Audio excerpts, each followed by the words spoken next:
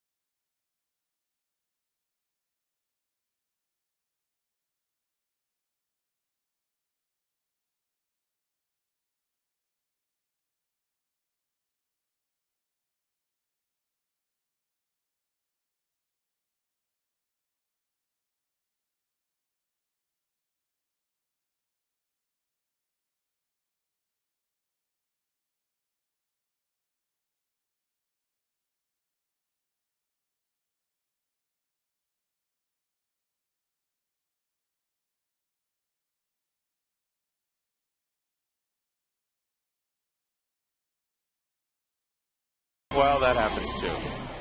Over a period of time, a little longer period of time. Welcome back, everybody.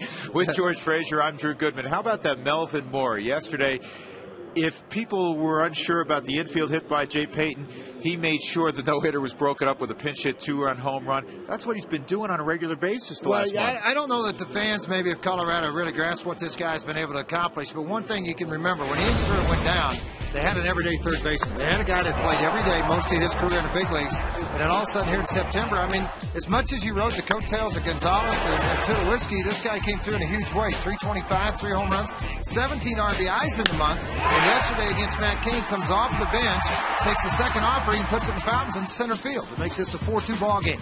He's meant a lot to this team, not only because early in the season he played third, he played left, he played second. They ask a lot of him. And this is a veteran guy, for me, that you almost forced to bring back next year and have him a part of this organization. He has forced his way into that conversation. He's hit better than 280. It's not just been the month of September. And he is as solid as they come inside that clubhouse. A funny man as well. Melvin Moore. Rockies and Dodgers. Ubaldo Jimenez going for his 20th. Come on back to Coors Field with us.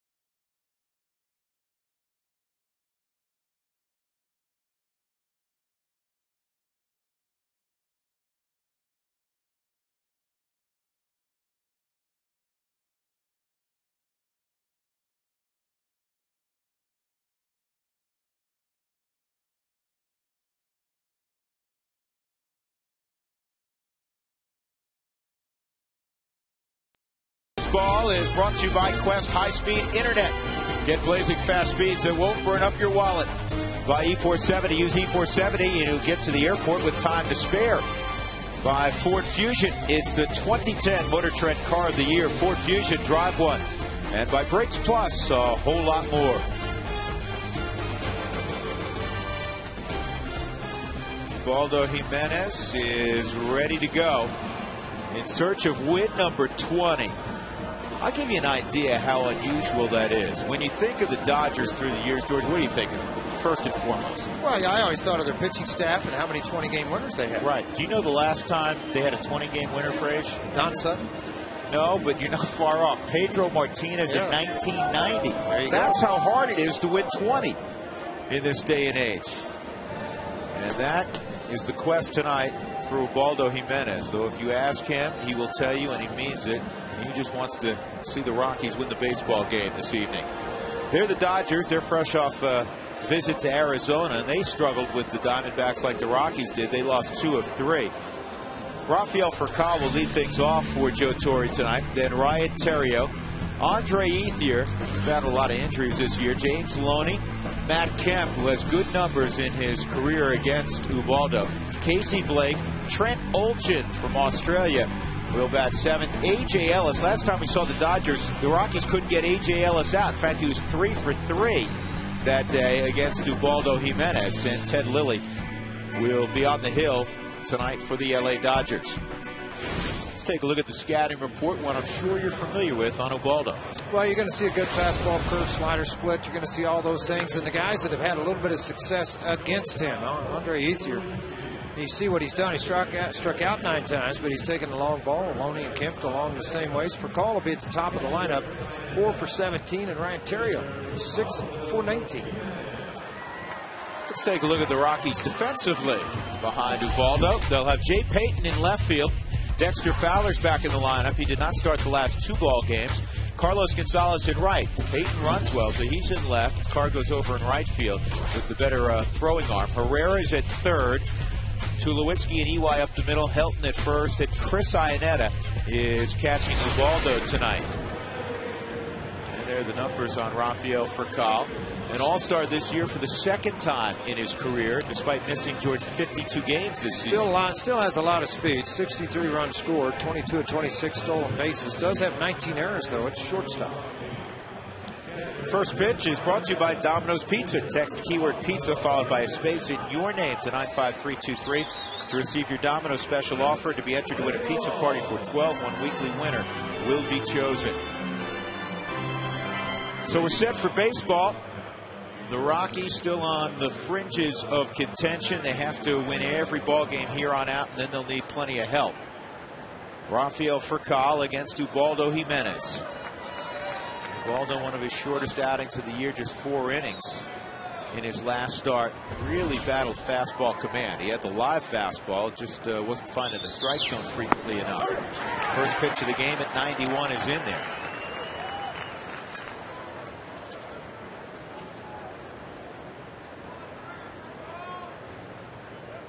And the 0-1, and it's lofted to shallow right, and this is going to be a problem. No man's land right down the right field line. Too deep for Eric Young to get there, even with the great speed, and even with Cargo's speed, he was over a little bit more toward right center, so it's a bloop single. Well, it's one of those areas of the ballpark where everybody's got to have the triangle, and that's what they've got to do to take off. You see Todd, here comes EY, then you look up, and here's Gonzalez, yet it's out in the middle of the Bermuda Triangle. That'll bring up Ryan Theriot. When he first got to L.A. from Chicago, he was red hot. He has cooled off considerably. His average below 250 since the trade.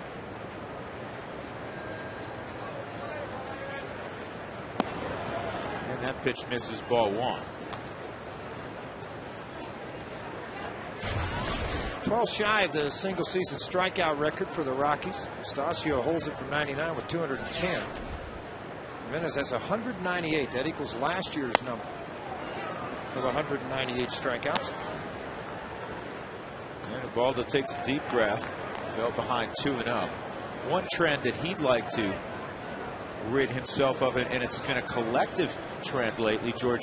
The Rockies starters have struggled mightily in the first inning. I mean, 25, 30-plus pitch first innings, and now he's 3-0 on Theriot after the soft single by Furcal. If you get into that 30-pitch range, you basically eliminate the 7th inning, unless you have some really, really quick innings.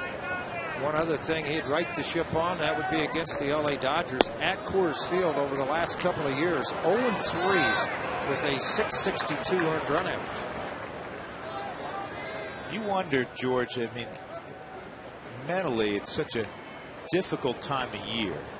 And you wonder if, as crazy as this may sound, not getting Furcal, making a good pitch but not having it result in an out, affected him. I don't know that it affected him. I don't think it should affect him. You still got to come back and get the next hitter. And the good guys that do that, they're the good ones. They're the ones that win the 15 to 20 games. And Ubaldo with 19 now, he just couldn't find a strike zone out of the stretch. And now 2 on, nobody out for Andre Ethier. He's had some success, as we showed you a few minutes ago, against Ubaldo. Now Ubaldo, after a meeting with Iannetta, has summoned him out again.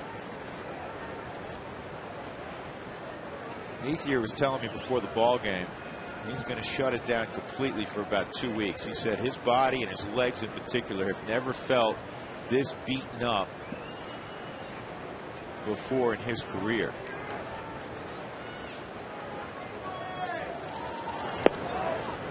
And that's 5 straight out of the strike zone.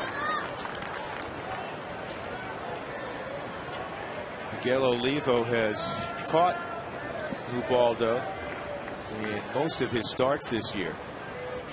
Chris Iannetta's obviously caught him quite a bit in the past. And you know what? Fastball, you can't find that. Go to the slider. Well, a lot of times you go to an off-speed pitch, curveball, slider, or changeup to find the right release point out of your hand. If you throw it for a strike, you're going to typically relocate your arm slot. Pretty good slot right there and a hard slider. I'll tell you the one good thing, George. Tell me if you'd agree with the pitches that he's missed with the fastball. At least it's down and not up. Yeah, they're down in the strike zone. Unfortunately, they're really going to both sides of the plate. The Dodgers hitters, as they have grown older, patient. It's one thing Don Mattingly preaches throughout his talks in the hitting, along with Jeff Pentland. Be patient. Get one in your strike zone. Here's the 2-1. And there's another slider, and it's in there. 2-2. In his last start, not only did he struggle with command, he got 6 strikeouts, but George, was only 1 ball hit on the ground, and that's really unusual. Baldo gets a lot of ground balls. Well, very unusual. That last start, talking about Arizona, they gave 5 hits on 5 runs, but he did walk 4. And he gave up 2 home runs. That's good. The fastball up in the zone. And that was the first time in 85 starts that he gave up more than 1 home run in a ball game. Not a typical Ubaldo Jimenez line. 2-2 on Ethier. Well, he's had 14 starts, pitched in 15 ball games against the Dodgers in his career. 6-5, 527 earned run average. Paul Emmel's working behind the plate today. Bill Hahns over at first, Gary Darling at second, Bruce Streckman at third. Paul Emmel, typically a pretty good ball strike umpire. That last fastball at 98. Here's another 2-2, and that's fouled off, and that pitch was at 98 also.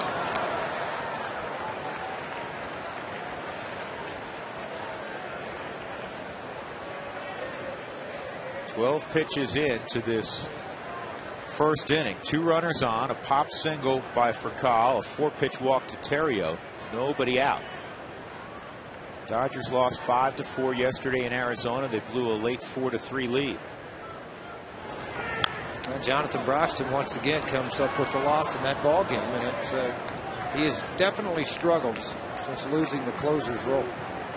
Not even the same guy. Doesn't look like the same guy out there. Well, a lot of people question the workload that was bestowed upon him at the end of last year and at the beginning of this year when the team struggled.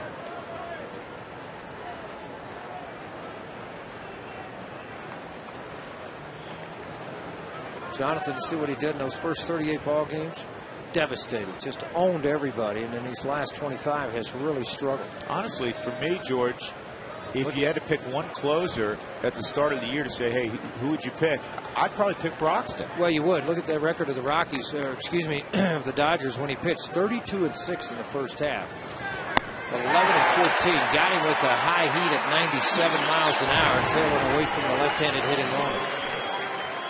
A big first out there as he strikes out Ethier for the 10th time in their matchups. I apologize, called him Loney. This is Andre Ethier, and again, that's high heat above the hands, a difficult pitch in that location for a left-hander to get on top of and drive.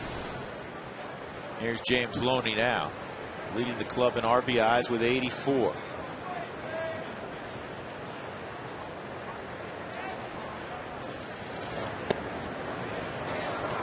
Went to the curveball and he missed. Loney just 7 for 38 lifetime against Ubaldo.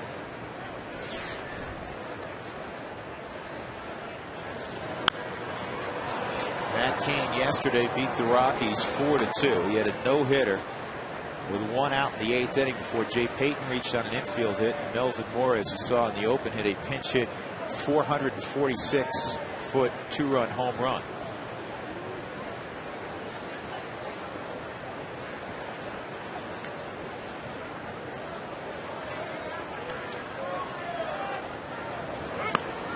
around the corner. 1-2.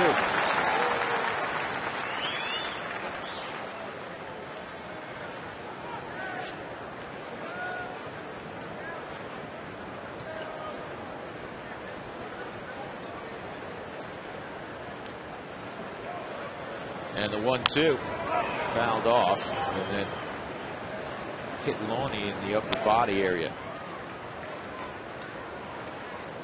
Dodgers need to win out to avoid their first sub-500 season in several years. First losing season in 15 years for Joe Torre as a manager. He's lost 11. He's had 11 losing seasons. He's seen a fly ball out to Dexter. He's had 11 losing seasons, though, in 29 years as a manager. 15 straight without having a losing time. That's Joe Torre, obviously, leaving the Dodgers and turning the reins over to Don Mattingly. You know, 04 was the last year that Jim Tracy managed the Dodgers. Of course, Jim took them to the postseason, and in the first year when Tracy had left, they went 71-91.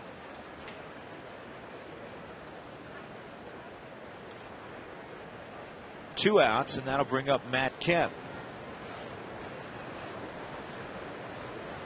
Kemp 11 for 30 against Jimenez.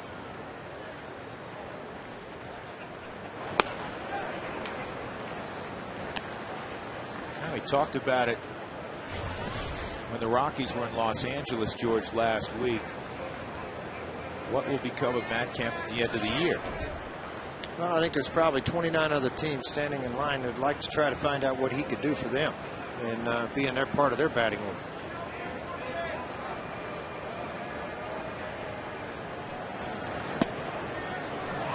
Two and 0.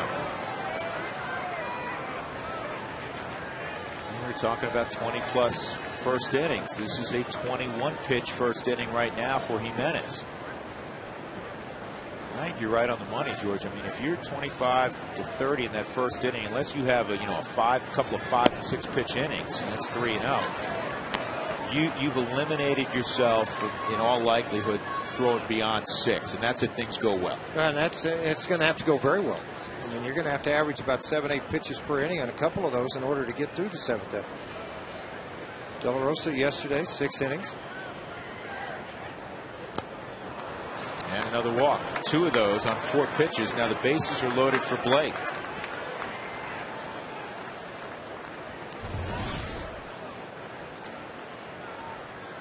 Well, what Drew's been alluding to, 12 strikes, 11 balls, 23 so far.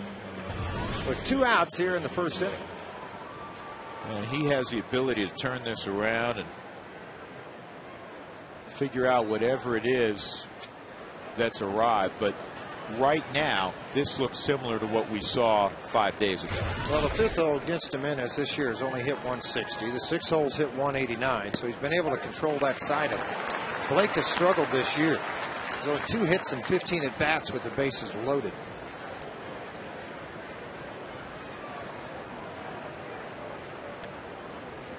He's hit just 167 over 18 at bats against Ubaldo. But he hits it off of Ubaldo and into left field. That's going to drive in a couple of runs. 2-0 LA. Fastball at 97 miles an hour. Of course, you got to go out and check on Ubaldo. That's what Scotty Garrett will do, along with Bob Apodaca, Jim Tracy. Initially, when this ball hit Jimenez, so one hopper looked like it caught right on the toe of the shoe and shot up into the air. I thought maybe Tulowitzki, he made that move to the infield to go over, like back up to the middle, and that prevented him from having an opportunity to catch it. For Call comes in to score along with Terrio. And it's the 1st and 3rd situation for Olden.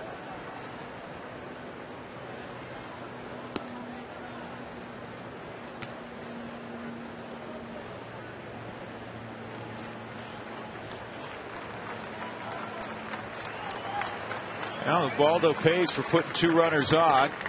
Casey Blake now 4 for 19 against Jimenez, and it's 2-0 LA.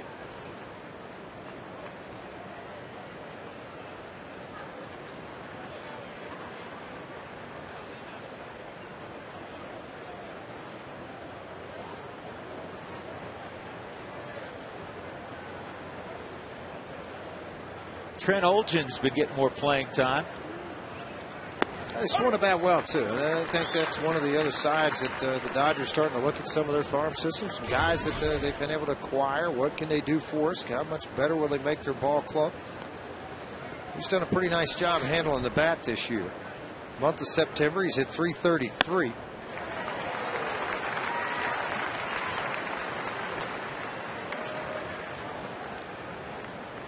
You know who wore 49 for the Dodgers for a long time?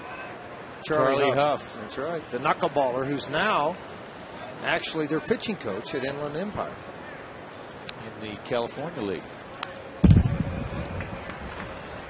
2-strike count.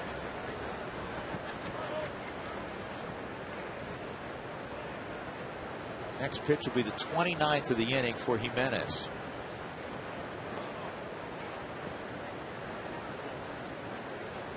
First and third for LA. They're up 2-0. And the splitter strikes out. Olchin looking. So first inning for Ubaldo Jimenez. A hit. Actually, 2 walks and 2 runs.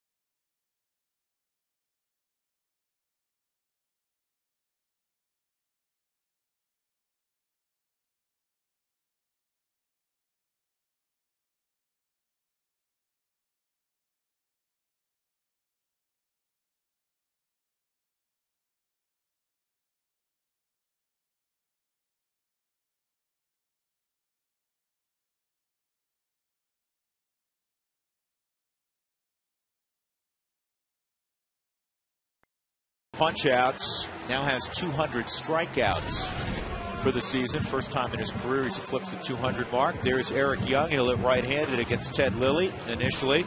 Then Dexter Fowler, he also being a switch hitter, will bat right-handed. Carlos Gonzalez has torn the cover off the ball against Lilly. More on that in a moment. Tulowitzki, Ionetta hitting fifth. Helped Jay Payton with great numbers lifetime against Ted Lilly. Jonathan Herrera, Ubaldo Jimenez.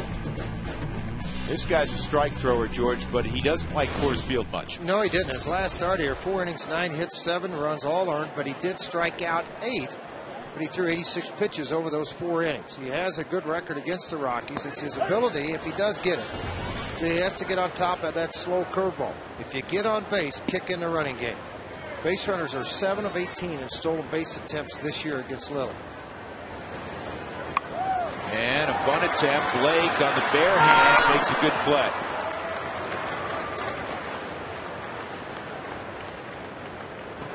One out. Casey Blake throwing to James Loney. In the outfield, Olchin, Kemp, and Ethier. Casey Blake, Rafael Furcal, Ryan Terrio, James Loney in the infield with A.J. Ellis catching. I like that move by Eric Young. I'd like to see both Young and Fowler do more of that. Well, you know, you remember when Willie Taveras was here and he got, what, 22 or 23 bunt base hits? I mean, it just adds 10 points to your average. If Young and Fowler can learn to bunt, pull the ball, push the ball, you're going to get an extra 10 hits a year. Maybe more. And more opportunity for Carlos Gonzalez and Troy Tulowitzki to drive runs in. You may be wondering why Melvin Moore is not playing against the left-handed Lilly. Well, there's a very good reason. Even though Melvin has swung the bat exceptionally well the last month, he historically has struggled with Lilly, and he has seen Lilly a bunch. 31 at bats, just 3 hits, and 0.97 batting that's average. not good. I'm talking with Jim Tracy this afternoon, and I said, "You're more at third." And he goes, "Nope." He said, "He's never handled this guy, and there's no reason to put him out. I'll let him take his shot at the bullpen late in the ball game." Lilly's first 5 starts, 5-0 with a 183. Pretty impressive after that start from the Chicago Cubs. The last 5, not so impressive. 0-4, 691 earned run average.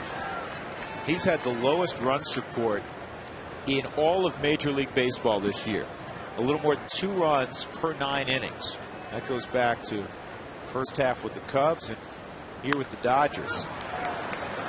2 outs. When the Rockies score 7 or more, I hope you head to Taco Bell the next day between 4 and 6 to get your Rockies taco special. Feed your Rockies fever only at Taco Bell. Carlos Gonzalez steps up, 3 for 3 lifetime against Lilly with 2 home runs. 7 ball games left for the Rockies. Gonzalez leading the league at 341. Pretty good opportunity for success. How about this? The opposition, the 3-hole, has hit nearly 350. Lilly is second in the National League at home runs allowed with 31. Rodrigo Lopez in Arizona with 35 was on that list. The list is led in the history of baseball single season. I think Bert Blyleven 54 in 1987. But Bert probably made 36, 37 starts, I bet. He was 36, 37, but also it was in a Metrodome where the ball flew a little bit, where he set that record. It may have been 86, he said. I just remember Jimmy Wiesner, who was the clubhouse man at that time, had borrowed the gopher suit from the University of Minnesota. When Bert did break the record, he came down the stairs with the gopher suit on. Bert didn't find it amusing. But that's something Bert would do now. No question he would. 2-1 on Cargo. That's in there, 2-2.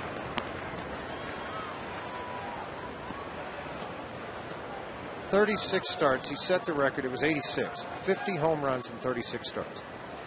That's still a lot of home runs. But out of those 50, there's something stupid like 34 solos. 3-2. Rockies had only 3 hits yesterday against Matt Cain. 2 came in the 8th inning when they broke up the no-hitter. Jay Payton, Melvin Moore, and then in the 9th inning, Gonzalez singled.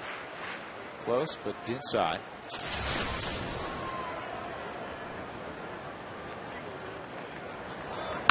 And a ground ball toward the middle. Theriot is going to get his man. Nice play by Ryan Theriot. And a 1-2-3 first inning for Ted Lilly. 2-0 LA.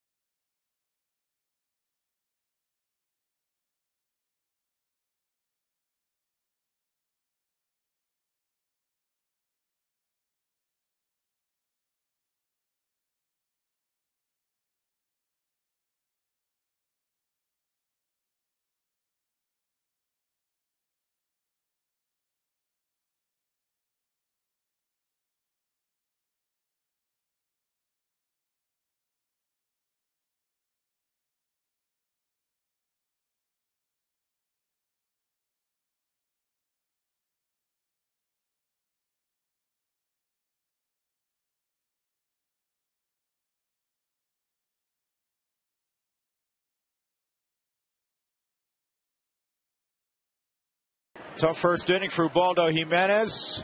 A couple of hits and a couple of walks, a couple of runs for the Dodgers, and the first pitch is outside the strike zone to A.J. Ellis. He could not retire A.J. Ellis in L.A. Ellis went 3 for 3. In fact, Ellis was 7 for 8 in the series against the Rockies. That's off the plate, 2-0. Had the game-winning hit on that Sunday afternoon 7-6 win.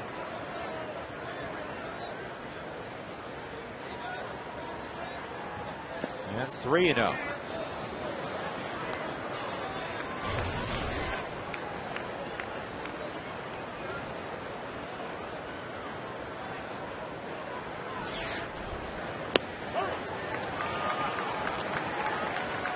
Yeah, the difference for me, George, and you're the expert at breaking down pitching, is he was really looked like he was flying open in his last start. He looks under control here. Very under control. I just think he's at the very end. You got a little bit of a head jerk on the end of it, and I think that's probably why maybe still kind of that left lead shoulder's drifting off a little bit. The other thing that you start to look for with him, I mean, at least I do, is I look for his hand to see where it is going to go behind. And they'll get it. Quite a play by Tulowitzki. And hey, I watched Ryan Theriot do it. I can do that as well from a greater distance. Yeah, absolutely. Got a little bit in on the hands. You got to catch a run, and nonetheless, still a great throw and play by Tulowitzki. 1 out. That'll bring up Ted Lilly.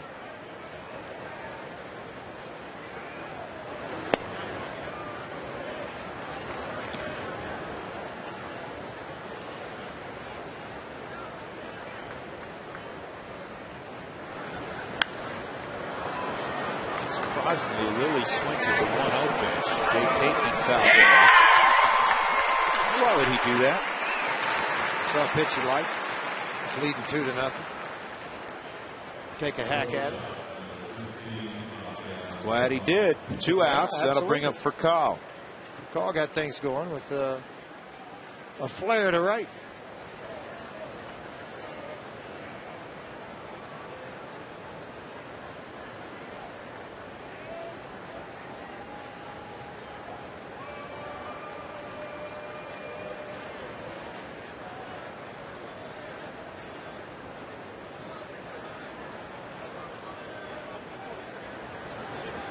Here's a strike. We should tell everybody that there's several players for the Rockies that in all likelihood are unavailable. Jason Giambi is definitely unavailable. In fact, unfortunately, Jason is done for the year. He hurt his bicep yesterday. Remember that swing, George? Sure did.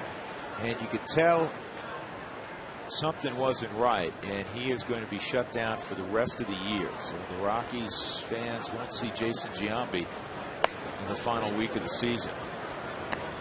That's another one of those pieces to the puzzle. You look at him, what he did not only on the field, but leadership at Giambi.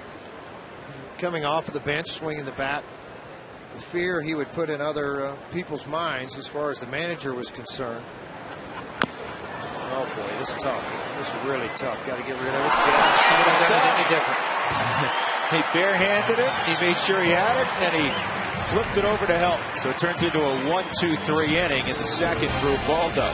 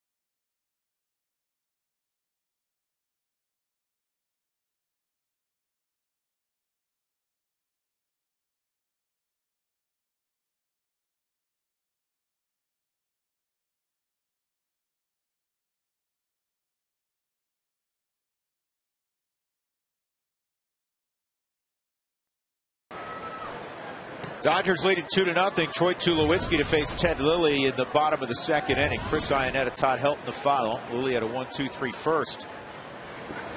And the fastball in there for a strike at 88. Lilly's one of those guys that he really, truly varies speeds with the fastball. All the way down to about 80, 81. And then he'll zip it as high as on occasion 89, maybe even 90. Well, it's the placement. It's the cutter. Tries typically to stay down in the zone. But he utilized that pitch. The cutter in on the hands, and that was at 89 miles an hour. That was a late action to the baseball. Cuts right in on the right-hander's hand.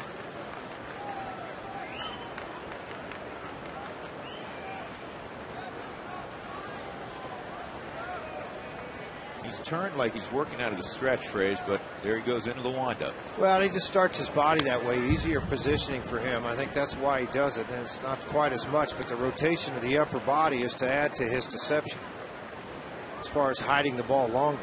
He lets that arm kind of rotate right behind the body, and here it comes. 34-year-old from Torrance, California. Originally drafted by the Dodgers. Spent 3 years in their minor league system before being shipped to Montreal. Strike 3 on Tulowitzki. Paul Emmel rings up Troy.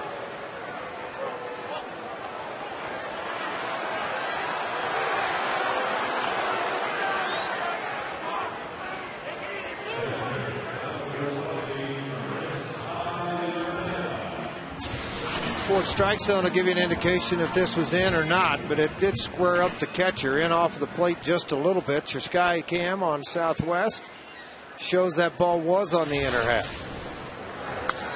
Iannetta hits one to center field. Easy play from Matt Kemp.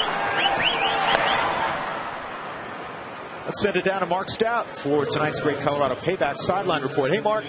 Hey guys, Ted Lilly is making his 284th career start. He recently threw a complete game shutout against the Rockies at Dodger Stadium. A rarity. How rare? Take a look at these numbers. It was only the third career complete game shutout for Ted Lilly. There are only 4 active pitchers with a lower percentage of starts with shutouts in their career than Ted Lilly. And George, I think you know that guy at the top of the list from a specific town that you always like to tell us about. Broke-Arrow, Oklahoma. Brad Penny been shut down since about midway through the season. Andy Pettit with the Yankees. Derek Lowe with Atlanta. Chan-Ho Park now working out of the bullpen. You know, on one hand, you'd say that's surprising with Brad Penny because he had, you know, tremendous stuff. Guys did score a lot of runs against him, but Brad Penny was also, for me, George, one of those guys that was always gone after the 6th inning. Power guy. He got his pitch count up pretty high through those 6 innings. That was part of his problem early on. When he's an all-star 116, he would work deeper into ball games. 3-0 on Helton. He had the Rockies number, though. I think over his career, Brad Penny won 15 games. Second most against the Rockies by one pitcher behind Randy Johnson. Doug, check the list. Well, there was one year he faced the Rockies in every series. That misses. That'll bring up Jay Payton. And I think he went 5-0, maybe even 6-0 that year against Colorado. It was a few years ago. So here's Payton with very good numbers against Ted Lilly. 9 for 19, including 3 home runs. He was a guest on our pregame show today, and I love what Jim Tracy said about him yesterday. Outside. He hasn't just had a nice little September and a call-up veteran guy. He has made a statement that he is still a major league player who can help. Oh, absolutely he has. And he was a nice soldier. He sat in AAA the entire year and didn't complain. Far publicly, he didn't complain about not getting back to the big leagues. Now, he has stated that he will not put on a minor league uniform next year, that if he hasn't proven by playing the entire year there and the 14 games here with the Rockies, that, you know what, maybe it is time to go home. Yeah, he reiterated that this afternoon. You can't blame him. I mean, you know, when you're in your late 30s and you've had a good career. This is chop foul. By the way, quick add-on to this. Randy Johnson, 19-8. That's number 1 in most wins. Greg Maddux, 16-8. Brad Penny, 14-3. He has the best winning percentage. And 5 of those wins, Doug just looked it up, 06, he went 5-0 against the Rockies with a 2.67 ERA. So 5 of those 14 came in that one season. 1-2. Helton at first. Rockies trailing 2-0. Bottom of 2. Strike 3. Second Rocky to be called out on that inside corner. Jay Payton shakes his head. That's what Tulowitzki did a couple hitters ago.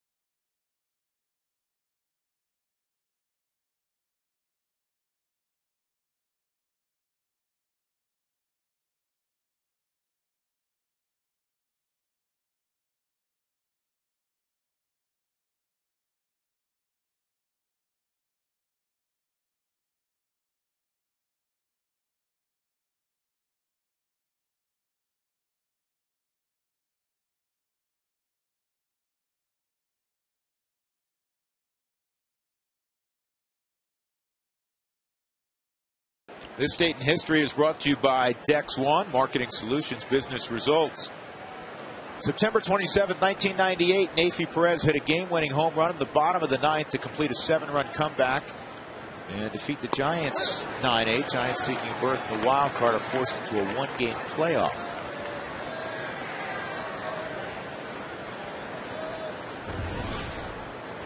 Terrio hits this ball to pretty deep right field, and this is a foul ball.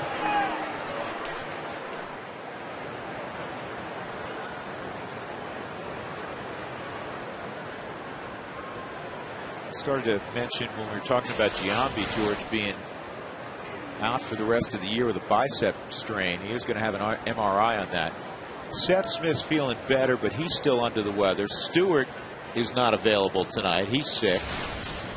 Miguel Olivo not starting tonight because of the blow he took to the head as a precaution. Here comes Tulowitzki. Nice play, 1 out. Terrio's struggles in September continue. He's 9 for 66 in September. Well, the Rockhans Conference Center is available for game day if you'd like to, or non-game day meetings. You could do that. It holds 25 to 200. 303 Rockies for more information on the Rockhans Conference Center. A great way to entertain at the ballpark, whether there's a game or not.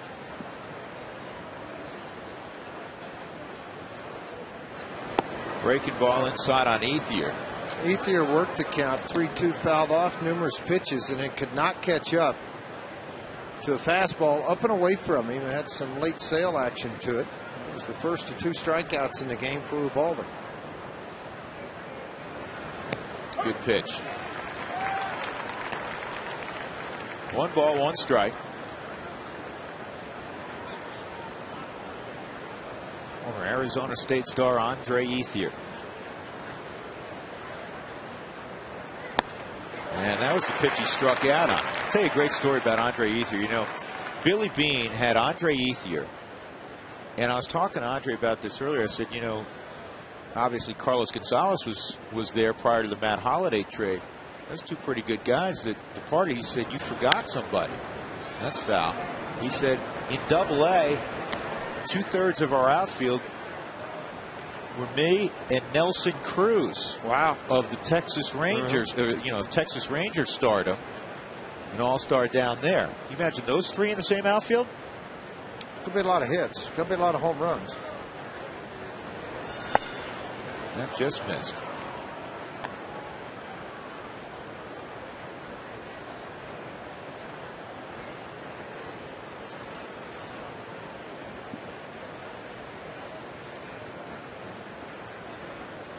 Here's the 2-2 to Ethier. And that's just fouled off.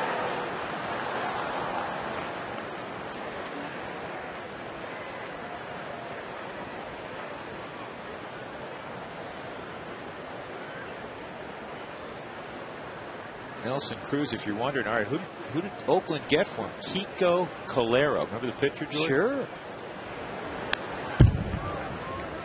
Came up and had a pitch for the St. Louis Cardinals for a while. Did a pretty good job for them.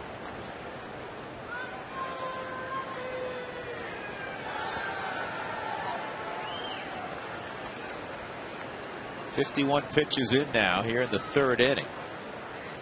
One out. Another 2-2 to Ethier.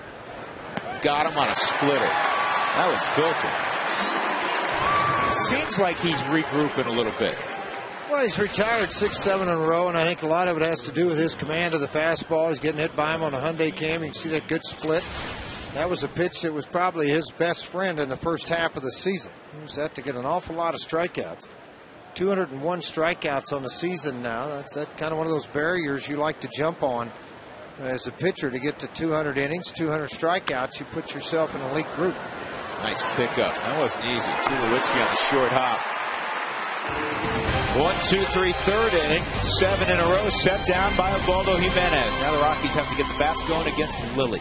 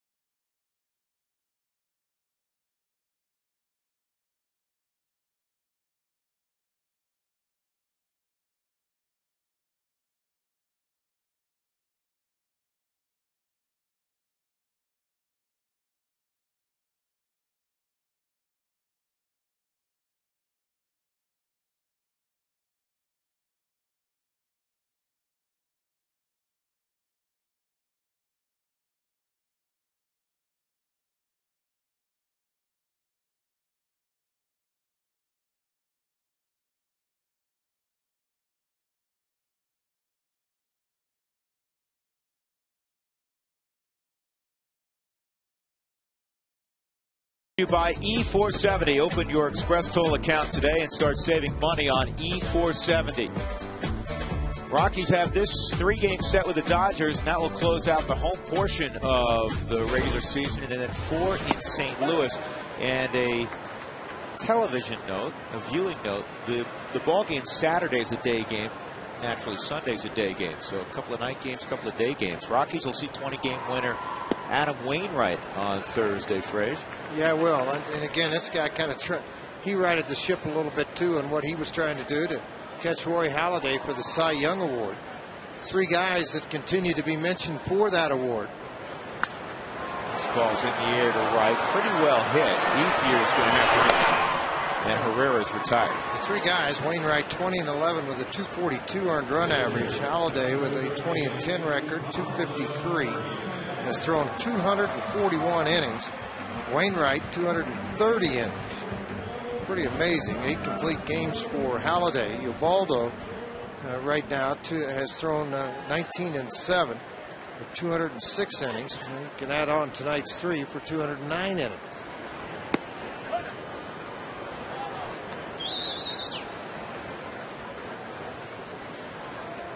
Yeah, George, you start looking back yesterday, the Rockies no hit till the 8th inning. They ended up with 3 hits. That's a strike, 0-2 on Jimenez. And now through the first 2 1/3 without a hit here against Ted Lilly. So that's 11 plus innings, and they have hits in only 2 of those innings. In the 9th inning yesterday, that's all for Ubaldo. The 9th inning yesterday was just a single from Carlos Gonzalez, and that was it. So I mean, the Rockies have not swung the bats. Now, you tip your cap. Matt Cain was terrific yesterday, but you can't tip your cap every night. No, you can't do it every single night. And 3 strikeouts in 3 innings so far, even one of them being Ubaldo. But still, you got to go up and swing the bats, try to produce some pressure. Cain yesterday was Cy Young Cain yesterday. He was good, very good. And Lincecum was as good as it gets on Friday night. He was perfect, remember, on Friday till the 6th inning. And EY takes inside ball 1. Time for our Quest high speed pitch, brought to you by Quest, the high speed internet provider of the Rockies. Lilly's topped out at 89. Ubaldo's topped out 10 miles an hour above that at 99. But it's the Dodgers leading 2-0. And this is a soft fly ball that'll be gathered in by the second baseman Terrio. And it's another quick 1-2-3 inning for Lilly. Rockies have 1 base runner in the first 3 innings. That was a Helton walk with 2 outs in the second.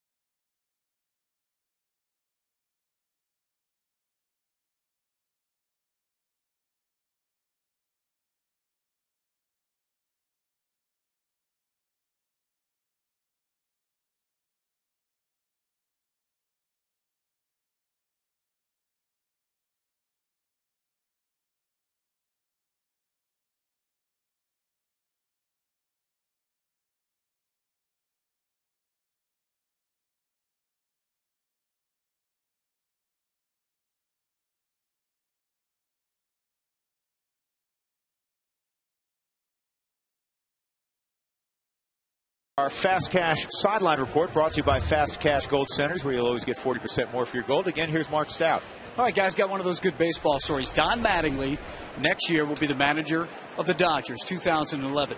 Let's go back to 1991. Indiana, Clint Barmas, Little Leaguer, he's 12. His team played in Pueblo in the Bambino World Series. They finished 4th. He goes home that offseason. They go to Evansville, Indiana, to Don Mattingly's restaurant. He gets to meet Don Mattingly. Told me the first pro ball player he ever met was Don Mattingly. Has a photo of Mattingly signing a ball for him. Said he hadn't met any pro ball players since till he got to the big leagues. But they go way back in southern Indiana and had a great conversation earlier today, guys. Well, Don Mattingly, one of the great hitters of his era with the Yankees, wonderful guy, and he'll be the skipper next year. Today was a tough day, though, for Don Mattingly. This ball's in the air to shallow center, and Dexter's going to outrun the baseball, and Matt Kemp's retired. The reason it was a tough day, his son Preston Mattingly, who was #1 pick of the Dodgers a couple of years ago, was traded today by the Dodgers for a minor league Kind of a swap of struggling outfielders. That's what it amounted to. They gave him $1 million. The Dodgers did as a first-round draft pick and was traded. Donnie said he could never hit the slider, and I said, well, get in line, because there's a whole bunch of guys that can't hit the slider. That deal was actually consummated yesterday, but Donnie will be subject of our pregame show on Wednesday. And I'll sit down tomorrow afternoon, tape an interview about his expectations of a manager. looking forward to sit down with the old teammate, see how things are going. I tell you, and you and Jeff mentioned this when you were in Los Angeles, I commend him because he's being named a big league manager, yet he's still going to go to the Arizona Fall League and work there as a manager because he committed to that at the start of the season, holding up to his commitment. Line to right, and this is a fair ball. So Casey Blake with a 2-run single in the first, and now a 1-out double against Jimenez. Breaks a string of 8 in a row, retired by Ubaldo. It'll bring up Trent Olson. Late swing, but because of the velocity, it just shoots down that right field line and just stays fair. Typically, that ball would slice more into the foul territory or even up into the seats. But because of the velocity thrown by Jimenez, it stayed in fair territory. By the way, the last time the National League had 3 20-game winners, Willis won 22. How about that, man? Had anything from Dontrell? Carpenter 21, Oswald 20. That was all the way back in 2005. Been a while. Roy Halladay's reached 20, and Adam Wainwright has reached 20. And if Ubaldo can win tonight, he would reach 20. 0-1 on Olson. That foul, that hit the bat. It's 0-2. I got a question for you, Frazier. In the American League, we're talking about the National League Cy Young. In the American League, there's a group of very worthy candidates. And my question for you is, one of those worthy candidates is Felix Hernandez, the great Felix Hernandez of Seattle. His record is 12-12. Ordinarily, that's not a Cy Young candidate's record. Swung on and missed. Big strikeout there. 2 gone, and that'll bring up A.J. Ellis. With first base open, we'll see if Ubaldo passes on Ellis. He's 3 for 4 in his career against him. But getting back to Felix Hernandez, 12-12, but he's got the lowest ERA in the American League at 2.31. He's second in strikeouts at 2.27. Weaver's got 2.29. He plays for a team that can't score. Well, the only thing I can say about all of that is, you know, Steve Carlton played on a team that only won 54 games. I think he won 24. Well, he won 27. 27, but he won a Cy Young Award. 57, but he had the wins. They were a whole lot worse than the other guys. But now, when I say that, I know what you're saying about Felix. Do I think he can win it? Personally, I don't. I think it'll be swayed, and I think CC Sabathia will probably win it because he's 20-7. And his earned run average low 3s. It's paying him $20 million a year to go in and win games. John Lester at 19-8 should and will be a candidate for them. Price, the young man down in Tampa, has come on strong and pitched extremely well. They're in the playoffs. He's 18-6, 284. But I do not think, just because he has one of the lowest ERAs and the strikeouts, with a 12-12 record, I don't think that he'll be somebody that will win. And one other note about Felix Hernandez's candidacy: he leads the American League in innings pitched with 241 2/3. It's interesting because you never in a million years would think of a guy with a 12-12 record in the conversation. Oh, he's in the conversation, but I don't think he's somebody that would win. Prime candidate out at second right now. Casey Blake's just getting a monster lead, a running lead. And it might be a situation if they can coordinate it with Iannetta and Eric Young, because Tulowitzki's playing it the other way, to pick him off second base.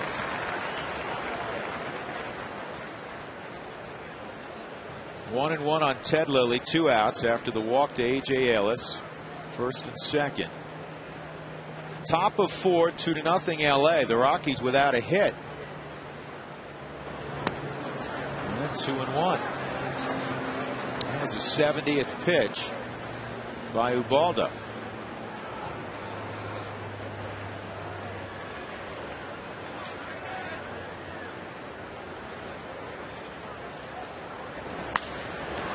Ball to second, and Eric Young throws to help, and that closes the book on the 4th inning for the Dodgers. They get a double for Blake. They leave 2 aboard. Dexter Fowler will lead things off for the Rockies.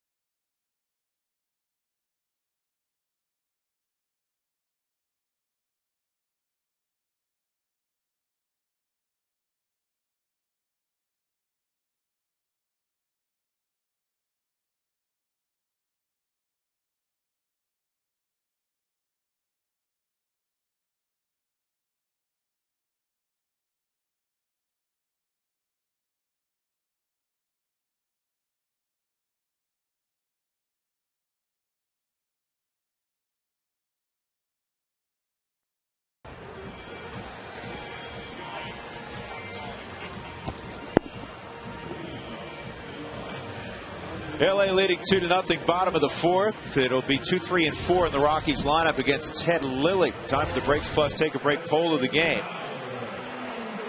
Text your answers to 95323. Do you think the Dodgers underachieved this season?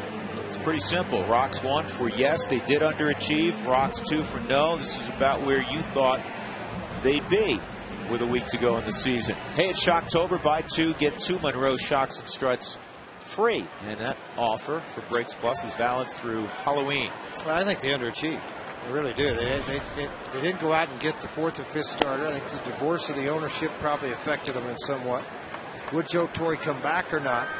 Who's going to be the next manager? They had injuries, but didn't have people to replace those injuries.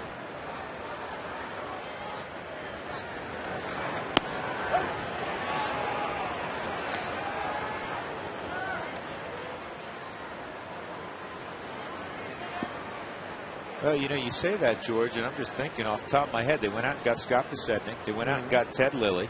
That was to replace people that had been hurt. But, I mean, as far as having somebody come up, they didn't have help in their bullpen when they needed it. It's unfortunate. Sherrill hadn't been what he was a year ago from the left side in their bullpen. They went and got Dotel, who's now with the Rockies. This ball pulled down the line, just foul.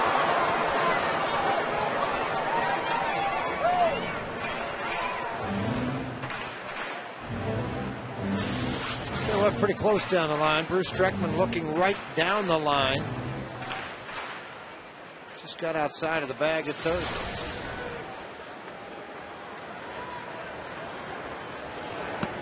Change up.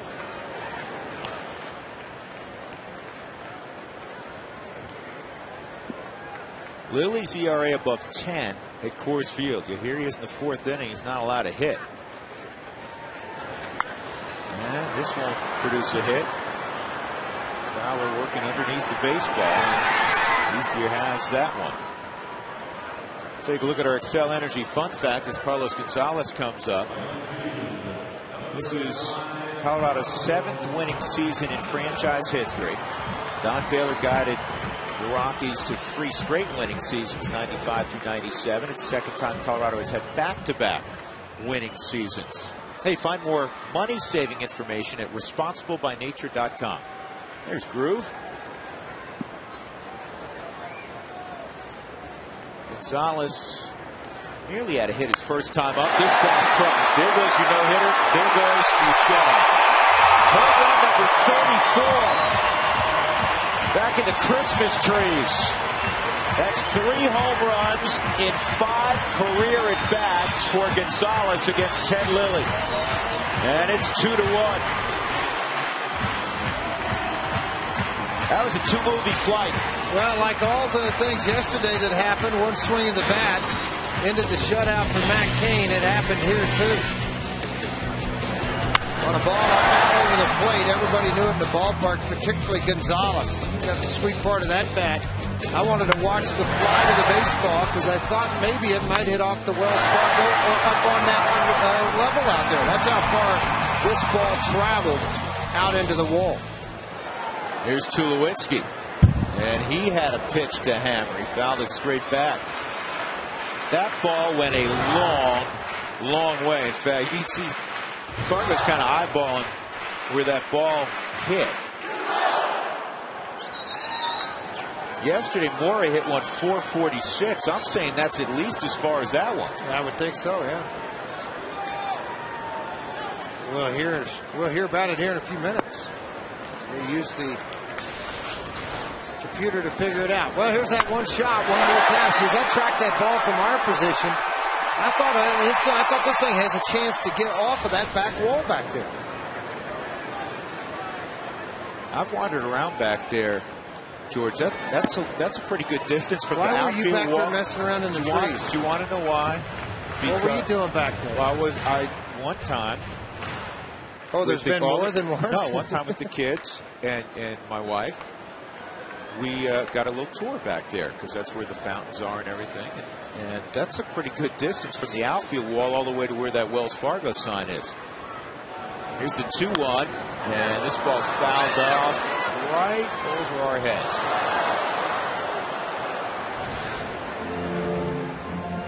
So what was the other time you were out there? No, that was the one time. Well, you said, I thought you said there was No, more. I said one time. If I misled you, I apologize. But that, you've been out there. I know you go out there fishing every once in a while. No fish. There's only ducks, baby ducks out there. And baseballs. Yeah, there's a lot of baseballs out there. Strike three. Tulowitzki knew it. He got him with the slow curveball. And Troy won't be thinking about the curveball going back to the dugout. He's going to be lamenting the two pitches up in the strike zone, fastballs that he fouled straight back. Yeah, and there's not much you can do about that pitch as a hitter. You try to fight it off, because if it's coming that far from the outside, some guys will try to go inside and inside out the baseball. If you get quick with the bat, you typically pull it foul. Chris Iannetta hit a high fly ball to center field his first time, and that's in the strike zone. 4 strikeouts for Ted Lilly.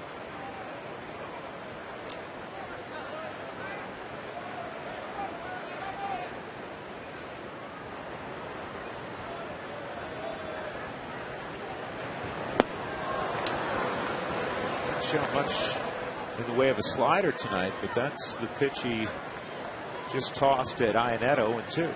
This is an older pitcher. It's won a lot of games, 111 in the big leagues. So, I mean, a lot of times you won't see everything that he has till he rolls around to that second, third time through the lineup. There's that heater inside. Third strikeout to a right-handed bat on the inside corner. He has 5 strikeouts in this game, George. Every one of them a called strike 3. Gonzalez breaks up the no-no and gets the Rockies on the board with his 34th big fly.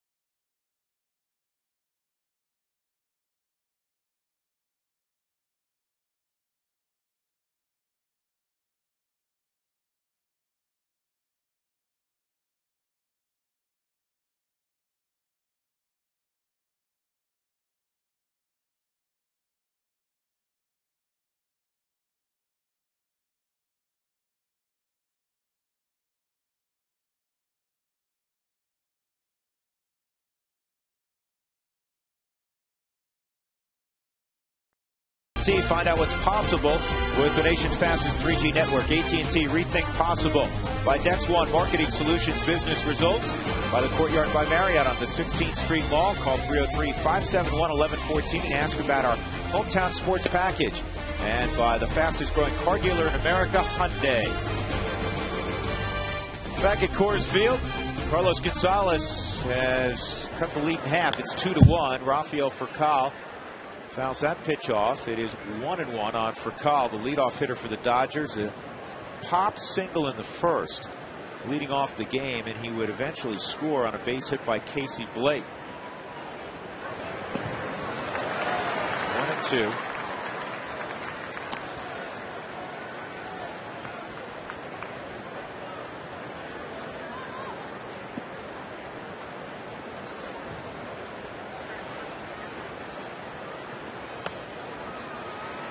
Two balls, 2 strikes.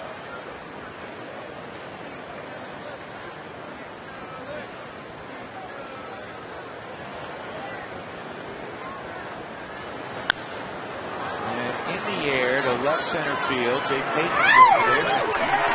That's the first out of the inning. Let's take a look at our Geico quote of the day. The playoffs are the wedge between the season and the World Series. If you lose, it means you won't be going to the greatest sports event in this country. It's the quagmire before the promised land. It's the Red Sea that has to be crossed. If you don't cross into the World Series, you're a loser. You're forgotten by Thanksgiving. Tim McCarver. And a ground ball deep short. Tulowitzki is going to get his man. We got Theriot by a full stride. He's put on a clinic tonight. Second time that he has gotten Theriot. Theriot's hit .315 in 33 ball games against the Rockies. You better believe it. Deep into the hole, off balance throw, and on the money.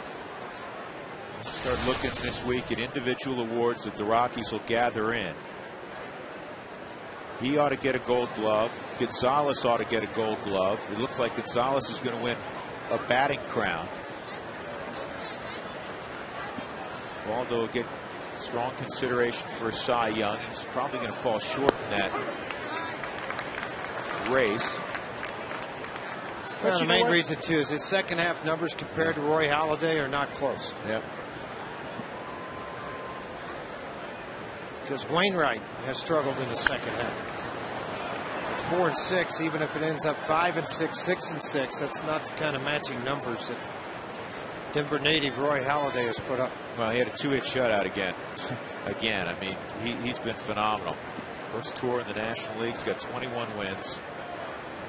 Leads all of baseball in innings pitched. And now Ethier got to that curveball. Right now, it's I think it's going to be Roy Halladay. And the thing that helps that, not that he needs any help, George, is he's playing on the best team in the National League. Yep, sure is. They're winning 8-0. Wow. It's that 2-hit shutout Drew's talking about against Washington. Did not walk anybody again. Struck out 6. I'm glad you mentioned the walks. That pitch is high and away. Do you know who throws the highest percentage of strikes in the National League this year? Roy Halladay. He's number 2. Number 1 is Ted Lilly. Wow. This missed 2-2. I think Ethier held his breath on that one. I thought he may hear Paul Amel bark, "You're out." Here's the 2-2 on Ethier. And a line drive to help. And that's all for the Dodgers in the 5th inning. So Ubaldo straightened things out after giving up 2 in the first. 2-1. Dodgers still lead, though.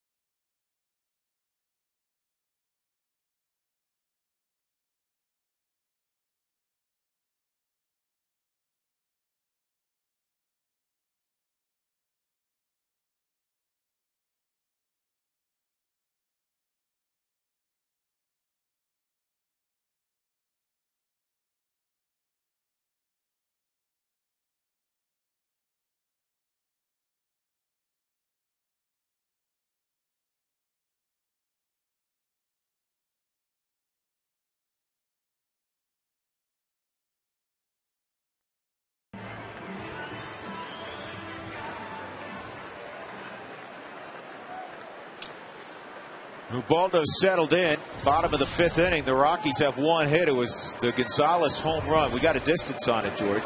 It went for a long run. Hits one to left field, and the baseball's Olchin. And Todd will cruise into second with a double. That's a good gamble by Olchin, because with Todd running, it's going to be a double. If he dives, it's going to be a double. So if he catches it, obviously it's an out. That's the right gamble for him, for Olsen to get out and try to make the catch on it. Did not do it. 18th double this year for Todd Helton. Fastball away, and took that first offering and just drove it to left center. Because of the left-handed bat, it's fading away from the left fielder. Comes up a double for Todd, which improves his list. I just moved in front of a guy you competed against, Dave Parker. And next up, Cap Hansen and fellow Hall of Famer Frank Robinson. 0-1 on Jay Payton. Rockies had the tying run at second.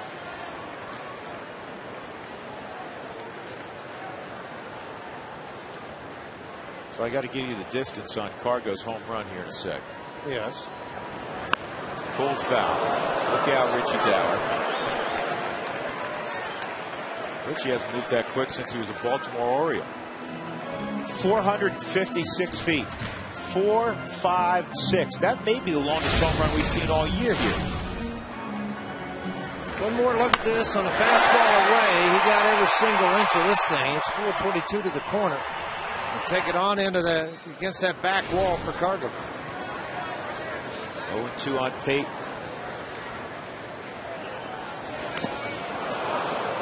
And the foul tip was held, so Jay unable to move Todd to third base or drive him in. Johnny Herrera will come up. AT&T trivia question. Who are the 4 visiting pitchers to throw a complete game while allowing 3 or fewer hits at Coors Field? I'll give you one of the 4. The reason we asked the question is Matt Cain did it yesterday. It's a big at bat for Jonathan Herrera. 1 out. Tying run at second. You have the pitcher hitting behind Herrera.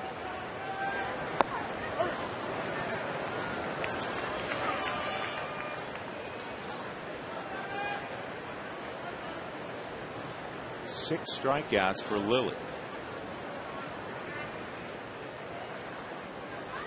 Scoring position this year, Johnny Herrera's hit .283 with a home run.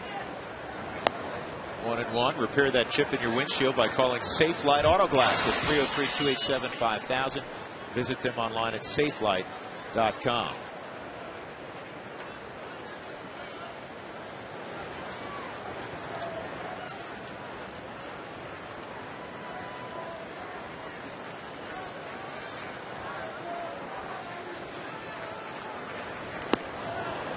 Two and one.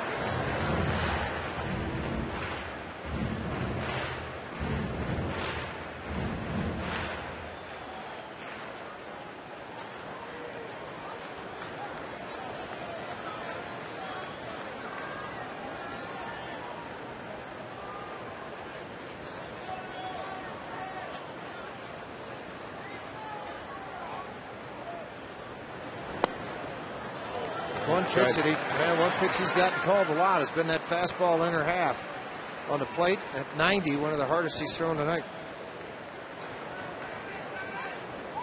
3-1 on Jonathan Herrera. Todd Helton at second.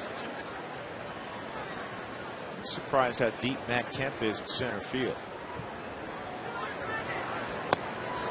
Ball 4. So Herrera draws the walk. And here comes Ubaldo. That's the first walk allowed, second walk allowed by Lilly. It's about what he averages per 9 innings.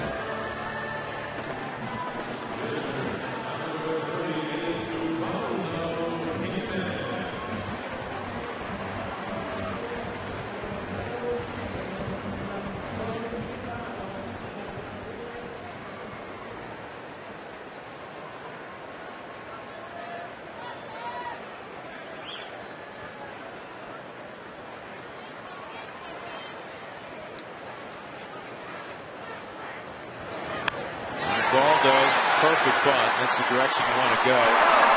First and second. So now 2 in scoring position, 2 outs. And we'll see if Eric Young can figure out Ted Lilly. He's 0 for 2. He tried to bunt his way on.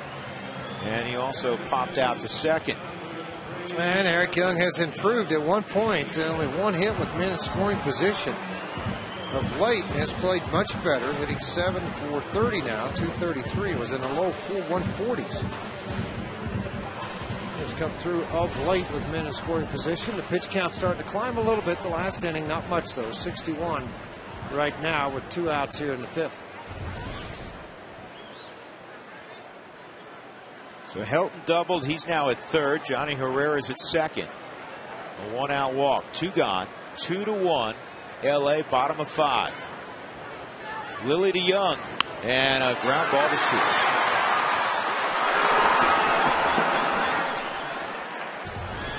So the Rockies lead 2 in scoring position. We will go to the 6th inning. James Loney will lead it off against Ubaldo.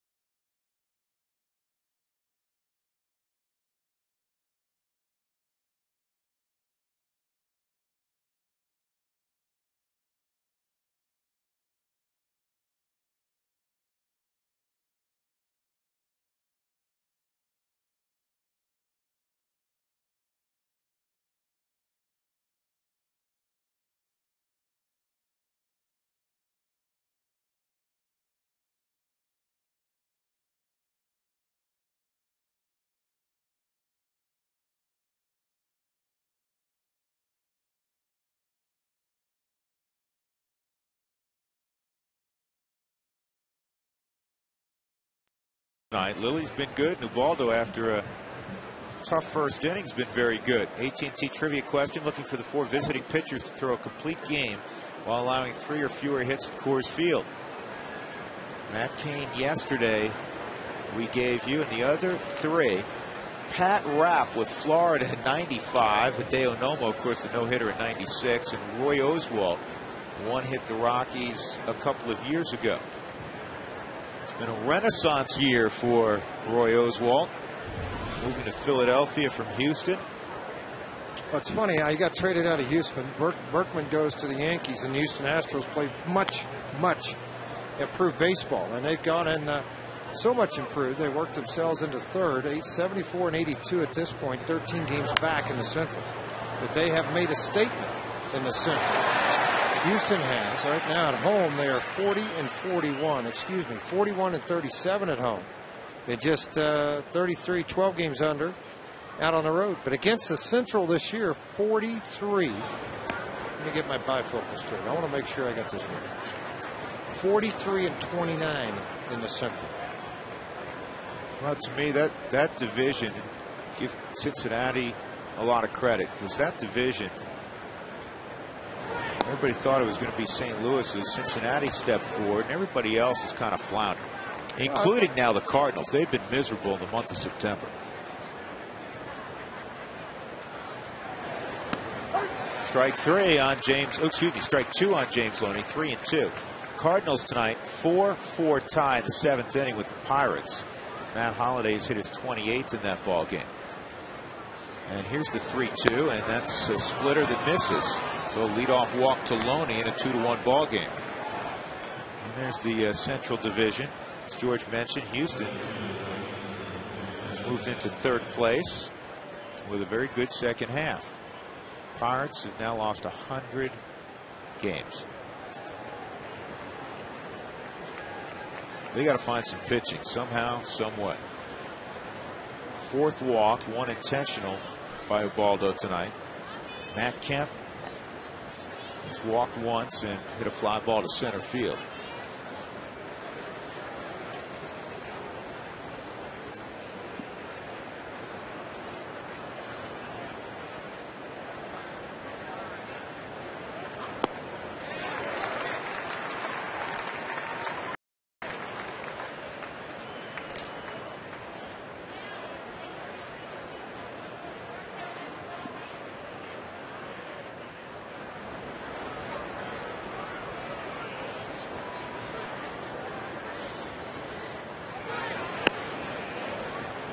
One and one. I'll tell you another team that's been better in the second half, and specifically they've been better since they made a managerial change, the Baltimore Orioles with Buck Showalter. They have been. I think that's something that people don't realize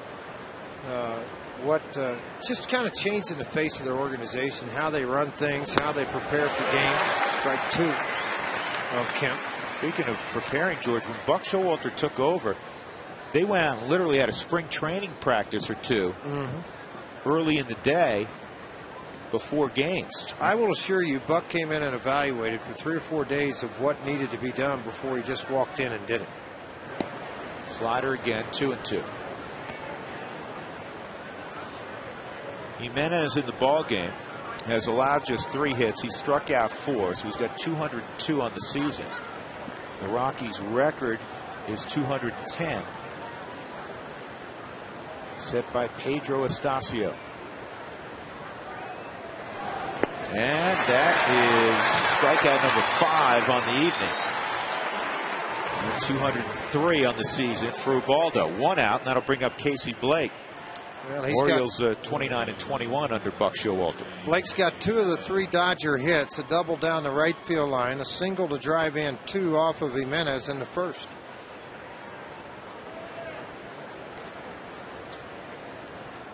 And he came into the ball game 3 for 18 lifetime against Ubaldo. He had a lot of movement on it at 95. As you look tonight at what he's been able to do, the first time up with a couple of guys on, he's able to drive in these 2 runs. For Call and Terrio both scored, and he shot this double down the right field line, just stayed in fair territory. That double came with 1 out back in the 4th. Changeup.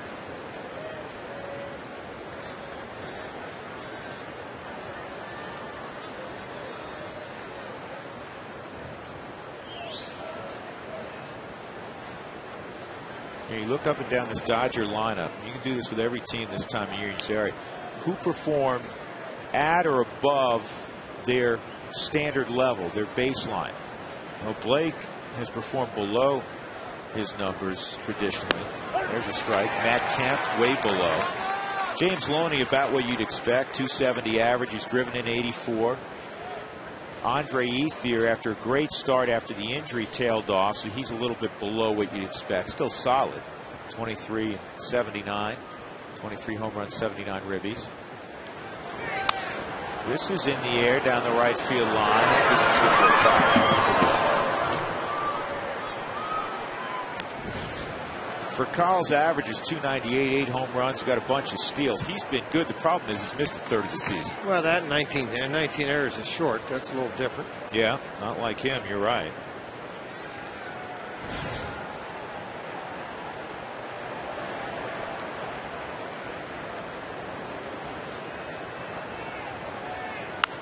Ground ball foul. And now the next pitch, George, here in the 6th inning.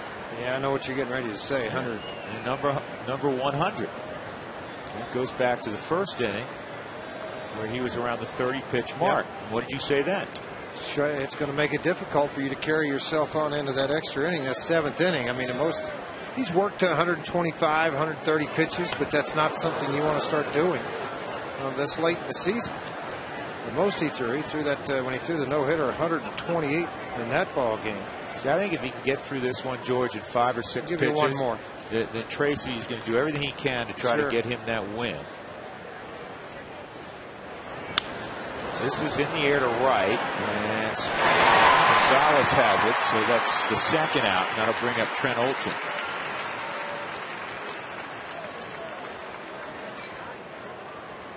Well, the 6th inning, good time to have it. Dexter Fowler, Gonzalez, Tulowitzki are the 3 that will come up in the 6th inning.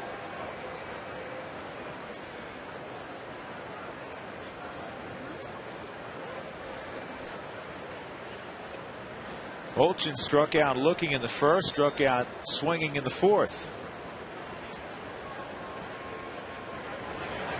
Just a reminder to you at home watching on television, don't miss out on your 2011 season ticket that you can go and put your deposit down today. So call the Rockies, 1-800-388-ROCK, or go online to ColoradoRockies.com. 0-1 on Trent Olchin. Outside, affable kid from Sydney, Australia. Now, here's your trivia question, George, your personal trivia question. How many players all time do you think have reached the big leagues that were born in Australia? They had the catcher that was pretty good with the Milwaukee Brewers, Nielsen. He was pretty good. He just retired. I mean, he could have still been playing. He just quit.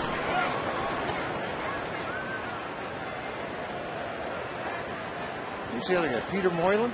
Is that one of them? Yeah, Peter Moylan's from down under. Good reliever, good setup man with the Braves. I think there's like 23, maybe 25 total.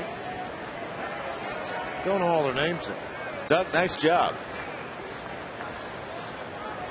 25 on the button. Runner going, and the throw to second. Not in time.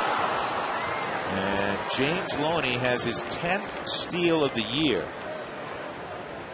9 was a career high, so just padding that personal big best. Jump. You know, not thinking he's going to steal a base, and then all of a sudden he got the big jump on Ubaldo and really put Chris Iannetta behind the 8 ball. He did put it right on the money. Just unfortunately, the jump allowed him to get there. He went. Strike 3. Olchin gone for the 3rd time in the game. That's 6 strikeouts for Ubaldo. 2-1 LA. Bottom of the 6th inning upcoming, and the Rockies will be in the middle of their order.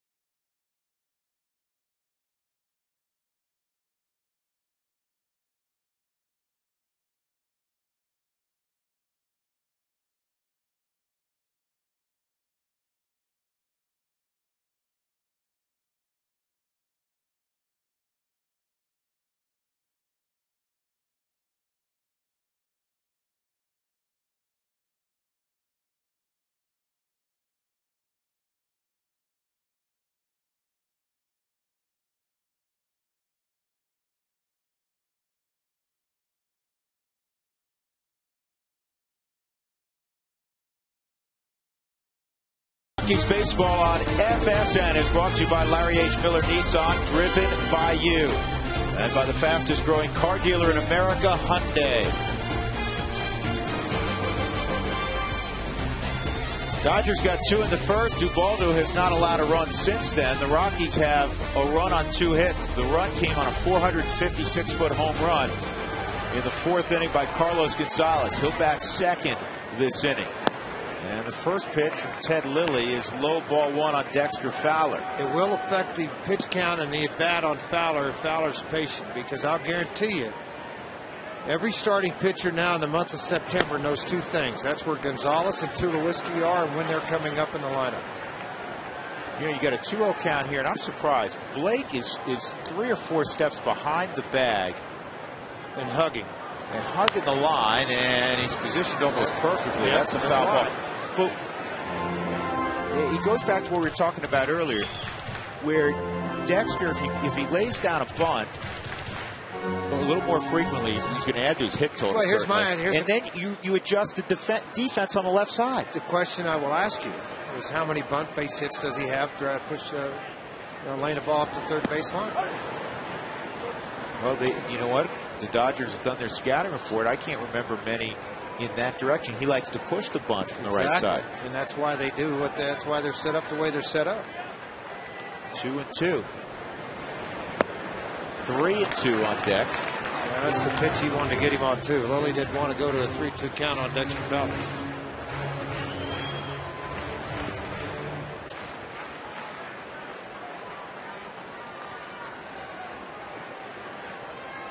You still never know what you're going to get 3-2 with Lilly. And a base hit to left. Dexter Fowler with the Rockies' third knock. And here comes Cargo.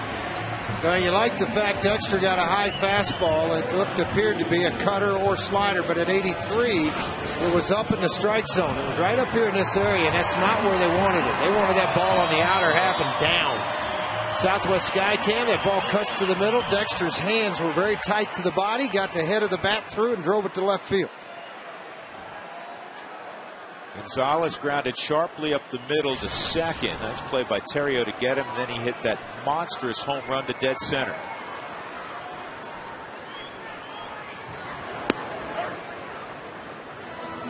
Here's the bomb, last at bat.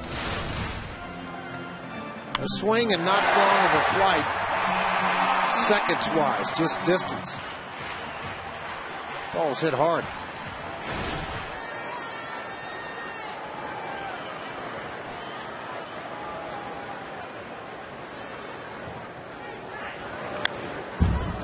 Was on that pitch. Surprisingly, Lilly has thrown him a couple of fastballs. If he goes breaking ball, the anticipation's not curveball, it's more of a cutter slash slider, which is going to move away from Gonzalez. It's going to be a shorter, tighter break on the outer half and down. And I think that's a tougher pitch for lefties to handle than that curveball. They're way outside. And he got him with just that pitch. Yep, slider at 85 slash cutter. That's a 7th strikeout for Lilly. Well, he got one pitch to hit, a pretty good pitch in this at bat, and he fouled it back. Then he threw him a nasty on an 0-2 count. A good breaking ball down and away. It's just a veteran working, and you got your one shot at it, and then you're not going to get another one off of him.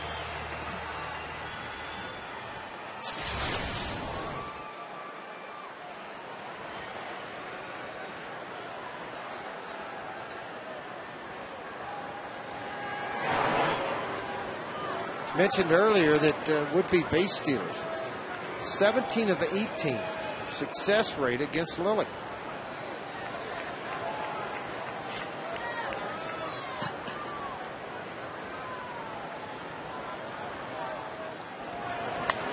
And Tulo hits it off the end of the bat. Kemp will have an easy play, 2 outs. Now to bring up Chris Iannetta, who's 0 for 2. For your plumbing, heating, and cooling needs, call Berkanier at 303-777. 303-7. Think green, think Berkanier.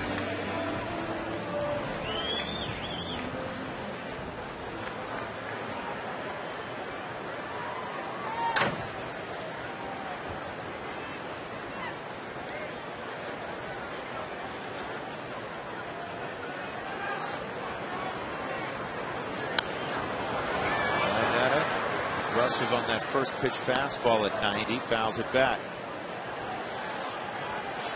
Rockies 52-26 at home this year, and they're 8 games above 500 against lefty starters, 34-26.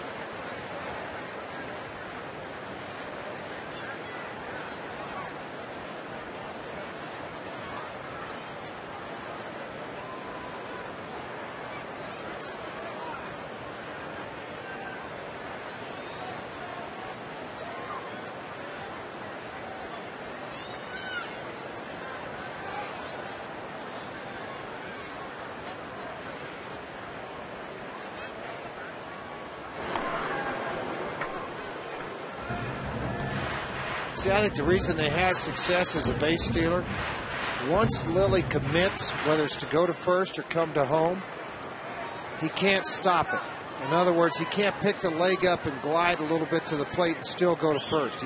If he's got his mind up, he's going to the plate, he goes to the plate.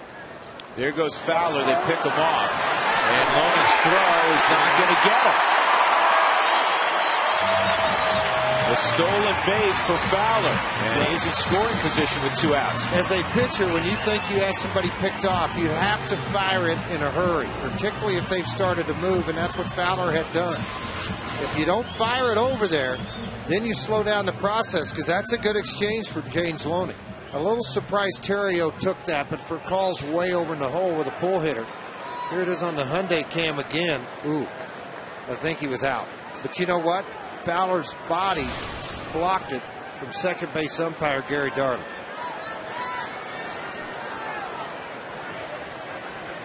Dexter with his 13th stolen base on the year. 1 strike count on Iannetta.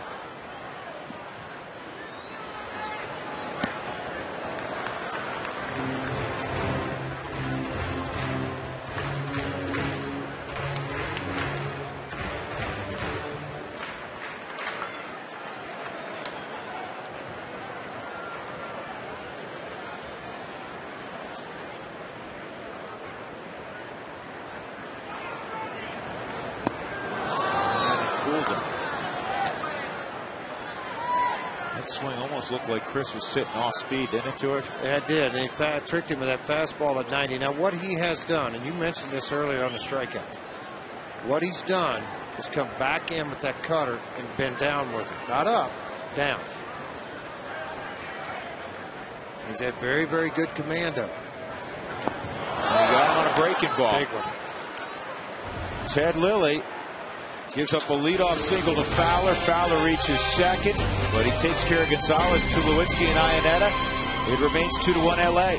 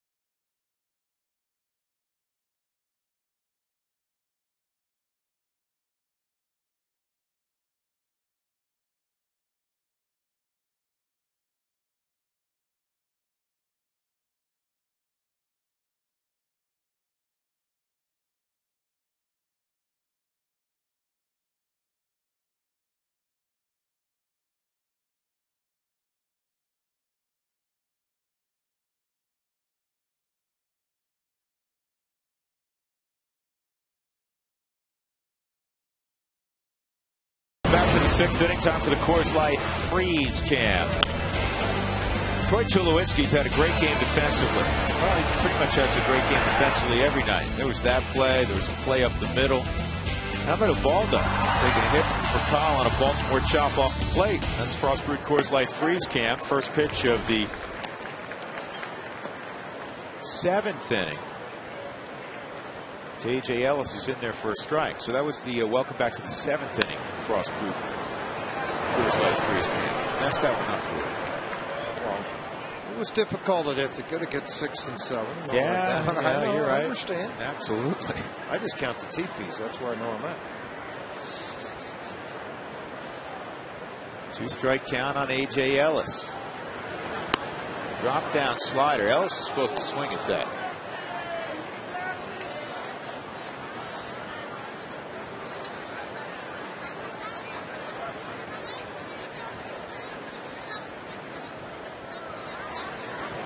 And that was a splitter in the dirt. 2-2 on Ellis. Ellis 11 for 24 in September. Remember, Russell Martin went down a while ago for the season. Working out in the weight room. Saw him the day before the game. In it.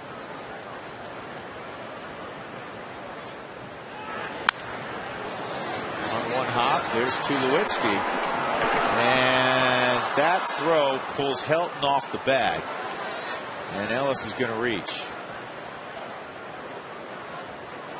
That surprised you. He's so accurate from every arm angle. Well, he flipped it. I think that's part of the problem. He knew he had a catcher running, so he flipped it on the throw, and it just stayed up high, and then it cut as it got up there and just pulled off of it.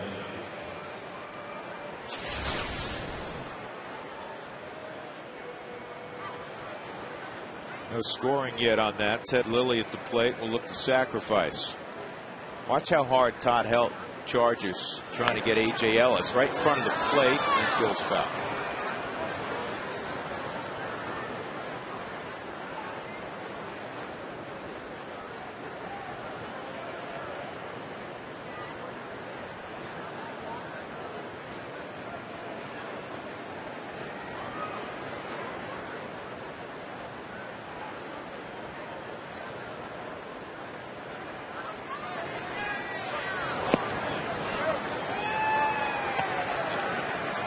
He went, so it's 0-2. He offered at it. They have now scored. It's an error on Tulowitzki.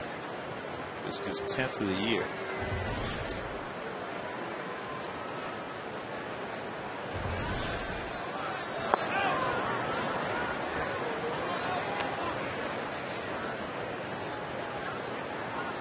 Franklin Morales has got up and started throwing down in the Rockies bullpen.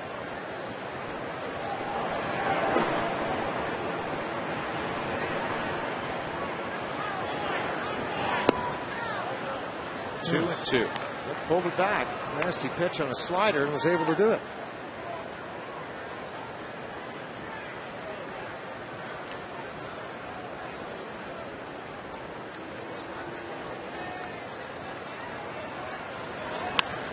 To third. Nice play by Herrera. There was no one there. He's got to get him at first. And Lilly, who ran up the line hard, is just out. A little confusion on coverage at second base. I mean, and part of that is, let's see at the start of this. Let's just watch. All right, he fake bunt. All right, you can see where EY had already scooted all the way back over here to get in a position because Helton's going to come charging. If it's a bunt, everybody started moving. He slashed this thing. Luckily, it was just at Johnny. But you can see how far away the Tulowitzki was. He's coming back over here to cover. EY was here, so there's nobody there. And then the race back to the bag. Didn't have a chance, and then they had to fire in a hurry to get Ted Lilly. Rafael Furcal for the fourth time, 1 for 3. 117 pitches for Jimenez.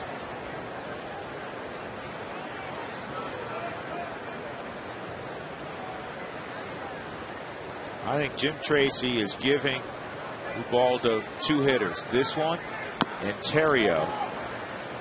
And if it gets to Ethier, he'll bring in Morales in a twofold in nature. Not just that it's left on left, because he's gotten Ethier 3 times. But if it gets to Ethier, the pitch count's going to be 125 plus. Yeah, absolutely. And that's enough. Yep. Well, 128 the most. That was in the no-hitter. Probably extended a little long there. Here's a drag bunt, and Baldo will get the out at first. Moving to third is A.J. Ellis. We're going to give him a sacrifice on that. See, I have a tough time with that because that's obviously a base hit. Yeah, he's bunting for a hit. He's already in scoring position. I wouldn't score it that way, but it is not up to me.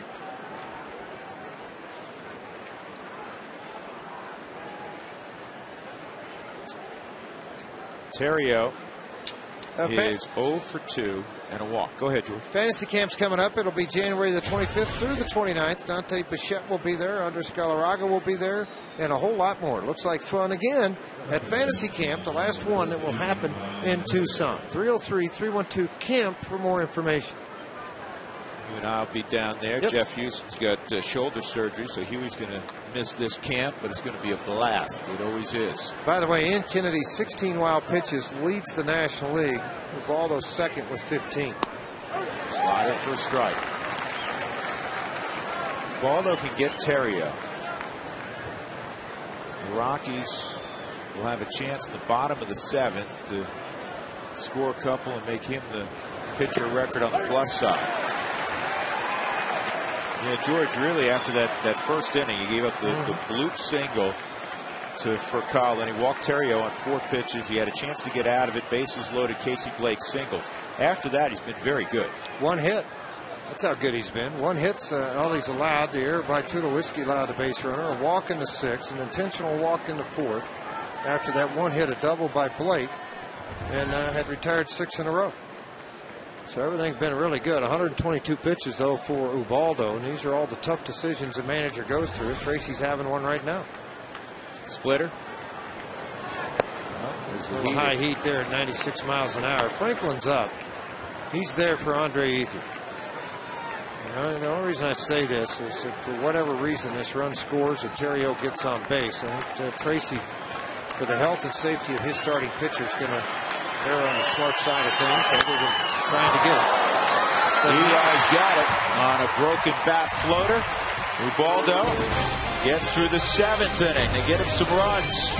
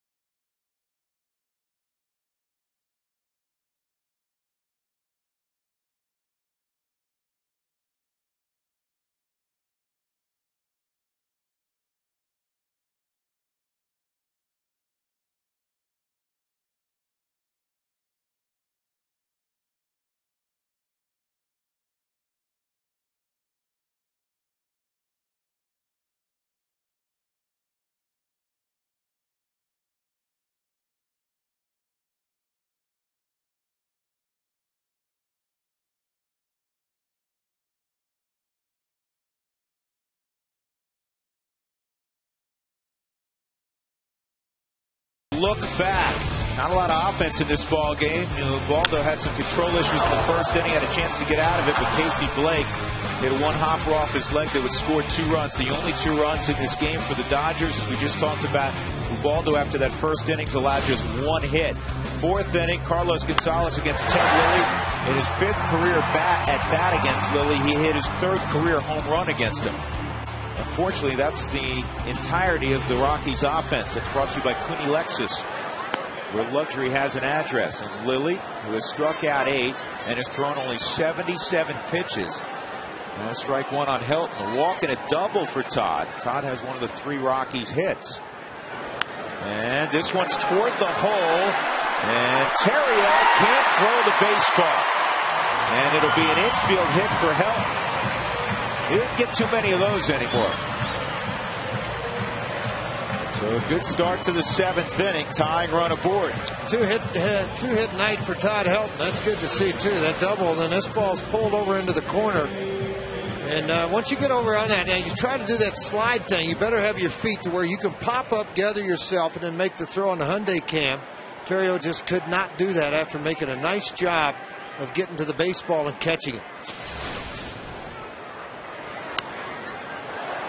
Jay Payton at the plate. When Hilton doubled in the 5th inning leading off.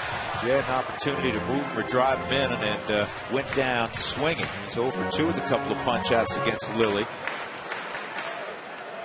9 for 21 though in his career against Lilly. Good numbers, including 3 home runs.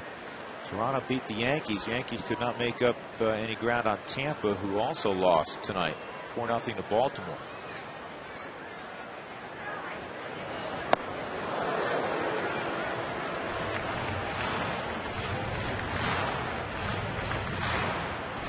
Crowd of 32,085 at the ballpark tonight.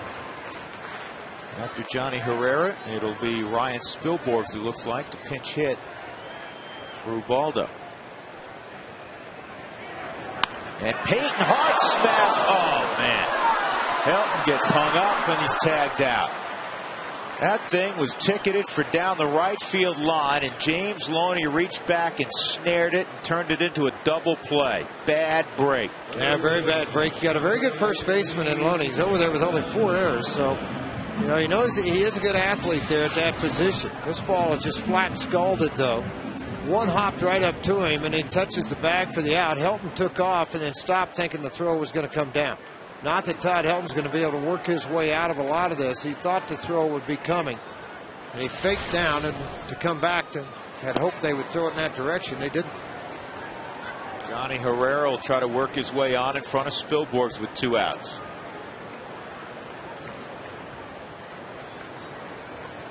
Boy, George, if Loney gets off the bag a little faster, can't get to that baseball. And it's a hard ground ball to short for Kyle to first. And Lilly gets the out. Ubaldo will not win his 20th tonight. 2-1 as we go to the 8th.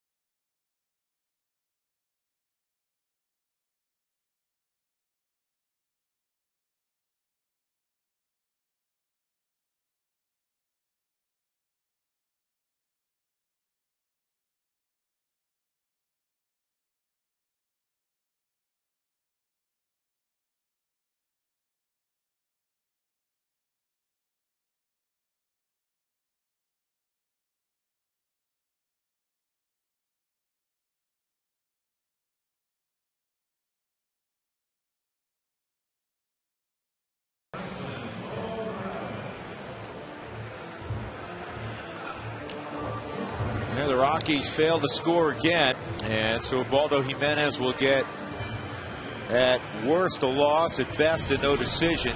2-1 as we go to the 8th inning. Today's call to the bullpen is brought to you by Xfinity Voice, unlimited local and long distance calling. Call 1-800-XFINITY. After 7 innings of 3-hit baseball from Ubaldo, he'll turn it over to Franklin Morales. But he's here for one reason: 2 left-handers in a row. Andre Ethier, then James Loney. Left-handers this year against Franklin, 6 for 31, a 194 average. His overall numbers, way too many walks in 22 of 27 innings. Has pitched better of late. Hopefully that will continue for Franklin as he continues to try to impress this organization, because the year has not been what he had wished it to be. 0-3 with a high earned run average of 667.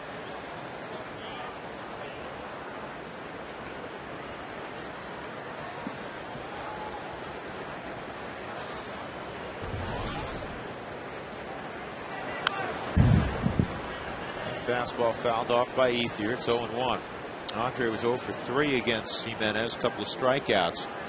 Ubaldo, 7 innings, 2 runs, 3 hits, walked 4. One of those walks was intentional. He struck out 6. He'll have one more chance to win his 20th. It'll come Saturday in St. Louis. Nasty slider, 88 miles an hour, and it is very, very late.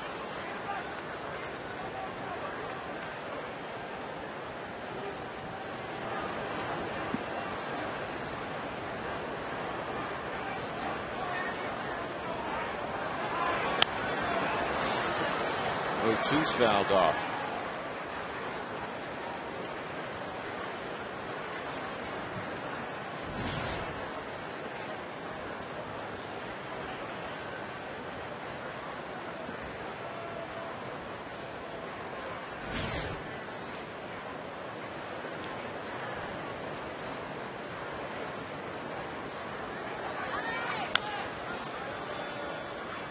Kyle Loesch tentatively slated to start that ball game against Jimenez on Saturday. Well, he's the losing pitcher right now, or the winning pitcher, excuse me, right now with Pittsburgh and St. Louis. He started that ball game. They lead 5-4. Florida and Atlanta tied in a ninth, 1-1.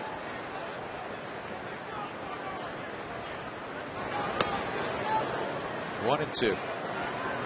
Now being told Loesch will get a no decision. 6 innings, 10 hits, 4 earned runs in the start against Pittsburgh at home.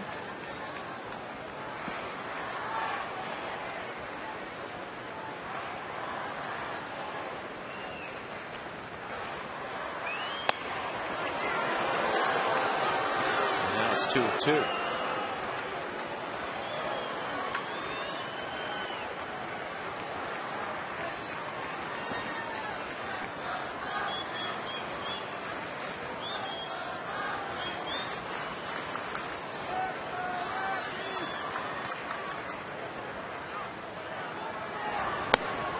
And he fires that dart high at 94.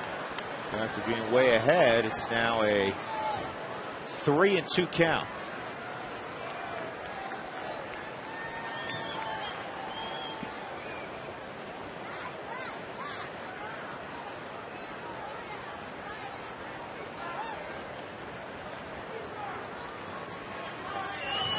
And he got him on a curveball on 3-2.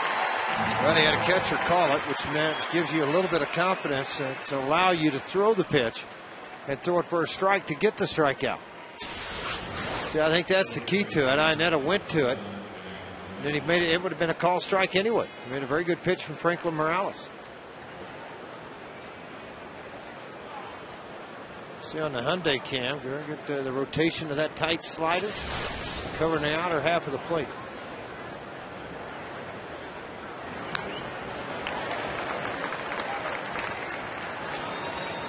Strike on Loney.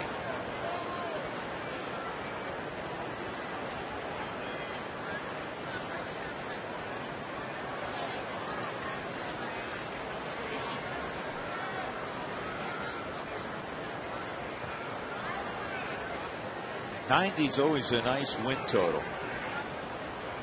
Rockies would have to win out to reach 90. They only can't catch up at 96.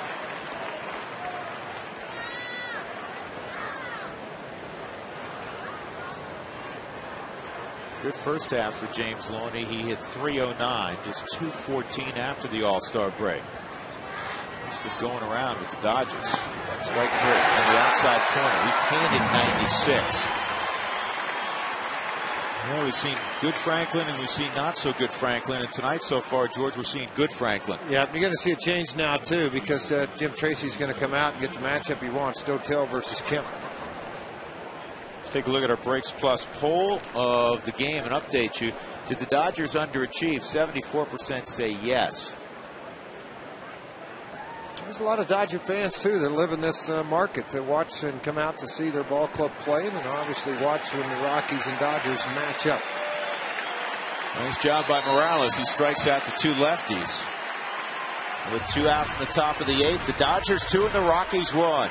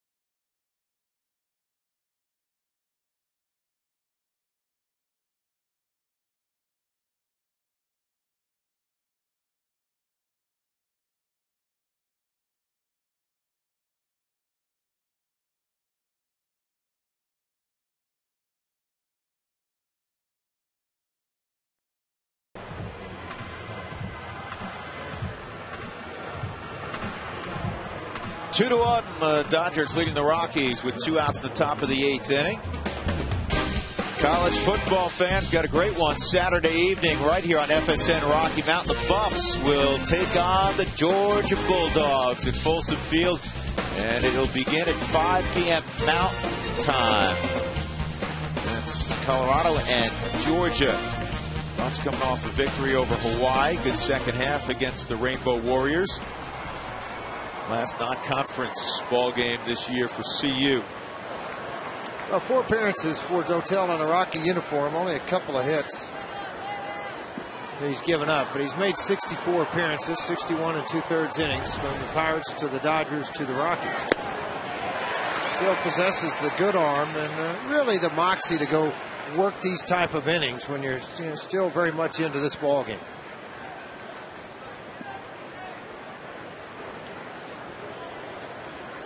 Oh, 0-1 on Matt Kemp. 1 ball, 1 strike. Kemp 0 for 2.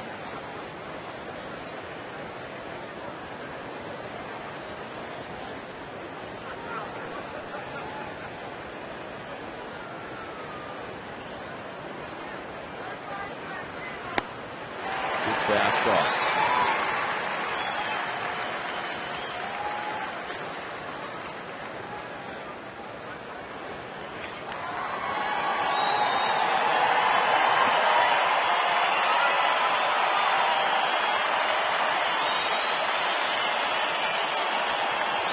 Sometimes a strikeout late in games can give you momentum as a ball club as you come in to hit late in games.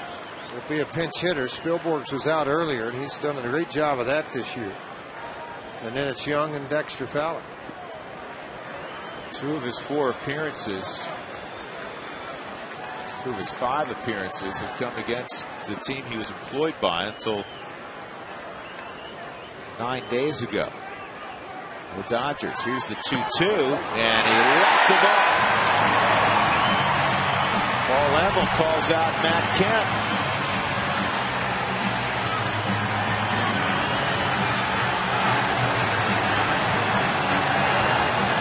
Great Paul Emmel's left. I'm not talking to you about it anymore. Veteran umpire taking control of the game. Better off keep your mouth shut and get to the outfield. You could cost your club.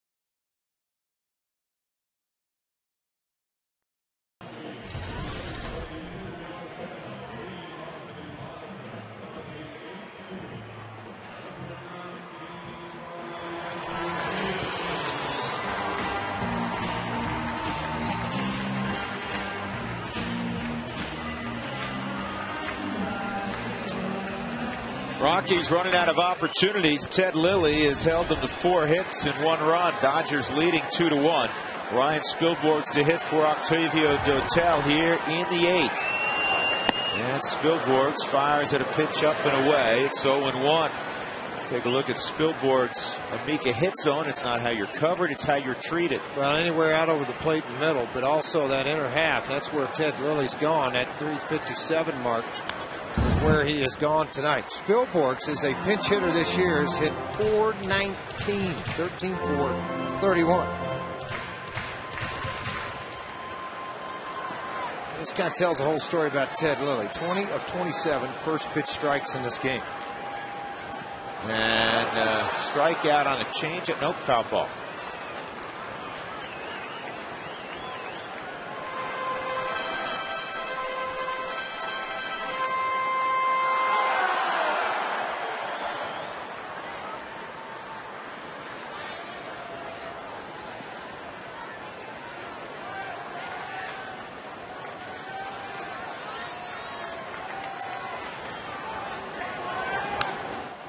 This may very well be the inning, George, because in the 9th inning, you're probably going to see Hung-Chi Kuo.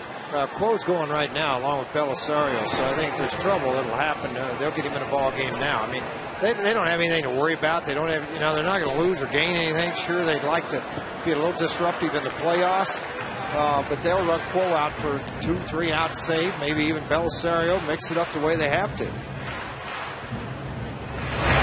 Lefties just flat don't hit Kuo. You talk to left-handed hitters, and they'll tell you he is as nasty as they come. It's hard to hit from the left side as there is in the National League. This is a fly ball to Ethier and right.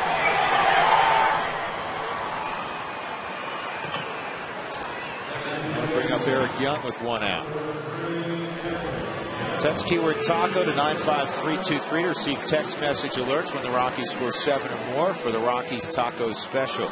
We talked about left-handers. They've only hit 102 against Kuo, but right-handers haven't done a whole lot better, 156.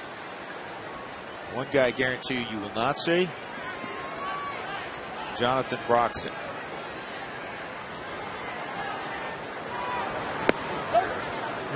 Boy, Lily's found in his zone. Well, he's done it both sides. He's done it with different pitches. He's not stayed in the pattern of any kind.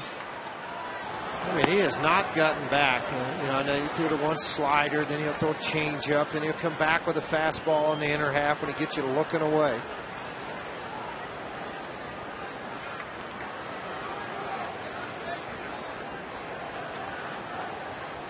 He is just flat out pitched. And this is popped up. Terrio going out. Ethier coming on. And that's 2 outs. See, as a hitter, folks, when you're looking at this pitch and you're watching it come from the right side of the plate, here's what you're looking at. You're thinking this pitch is going to end up right here, all right? But as the pitch gets to the plate, go ahead and roll it, guys. As the pitch gets to the plate, what ends up happening, that pitch you think is going to be here, all of a sudden it jumps and it's here.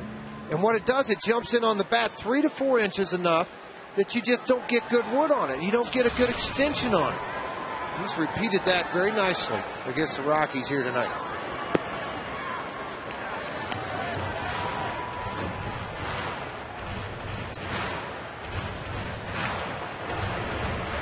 At Belisle, Houston Street. The Rockies get a run, it'll be Street. If not, it'll be Belisle. Fan Appreciation Day is coming up, folks. It's Wednesday, the last home game of the 2010 season. Select fans at the ball game will win prizes. So get your tickets for that game versus the Dodgers, a 1:10 start. And the same scenario the last time that Dexter Fowler came up. He worked it to a hitter's count. And what he ended up getting, they were trying to throw that cutter right in here. But what Dexter got was a fastball up here. He has jerked it to left field. They go in again. It's 2-2. Tell you what, Paul Immel's been very consistent for both sides of calling the inside fastball.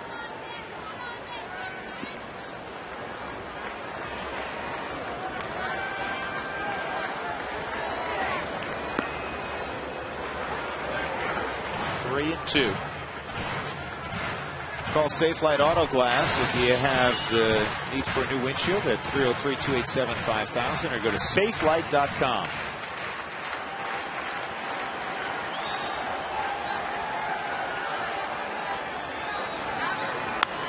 And another pop-up. On a 97th, 98th pitch for Ted Lilly through 8 innings. You know what? There have been strikeouts or fly balls. Very few balls on the ground tonight against Lilly. He leads 2-1 as we go to the 9th.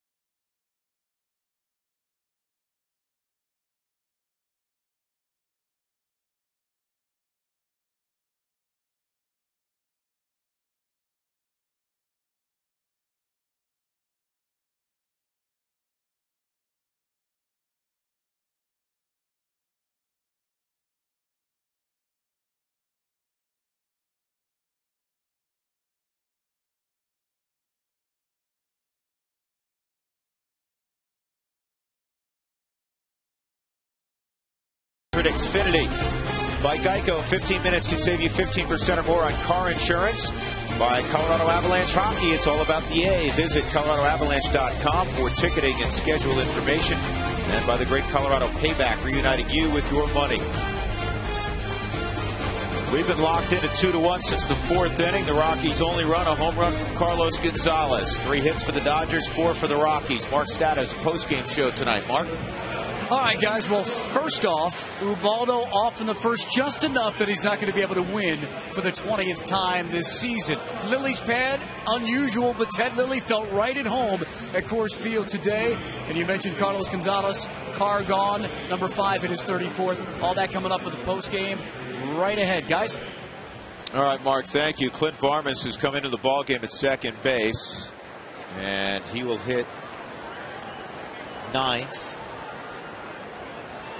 Matt Belisle's the new pitcher, on for the 75th time this year. Yep, look at the number of innings thrown, too. 90 plus, and then the hits, 82, 90 strikeouts, just 16 walks. Phenomenal year for this right-hander out of Texas. And that pitch just missed at the knees. Ball 1. Casey Blake had 2 of the hits.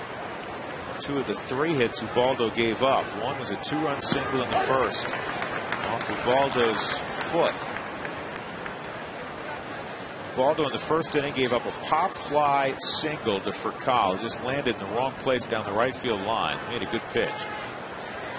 Then he walked Terrio on 4 pitches, almost as if he was rattled by the pop-up. He struck out Ethier, got Loney to hit a fly ball to center. Then he walked Matt Kemp. And that's when Blake struck with the 2-run single. That was it against Ubaldo. He allowed him one more hit as he went 7 innings.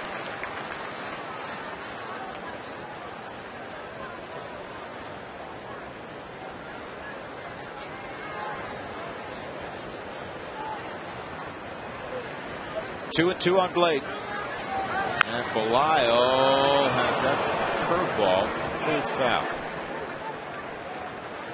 Word out of Chicago, Ozzie Guillen, fired, will be back on the south side of Chicago next year. You know what? Jerry Reinsdorf really takes care of guys that have been in their organization a long time, and he is one that has been. There was rumors. Base hit into the right. Is it going to get to the wall? Cut off by Cargo. Blake's going to try it. And he's in with a double.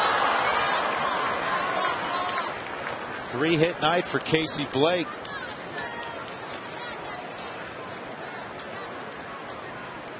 Jim Tracy had Joe Beimel starting to warm up down into his bullpen also. Some matchups that he needed to do. Fastball, not a bad pitch. It was very down in the strike zone. Blake has had a great night tonight. He took that ball right into right center. You know what, George? I think if you watch Blake, and we get to see him take a lot of at-bats, during the season because of the 18 matchups with the Dodgers. I think he handles that ball down better than the ball. Good low ball hitter. You know, waist and above, belt and above. Olchin has called strike one. Trent is 0 for 3 with 3 punch outs.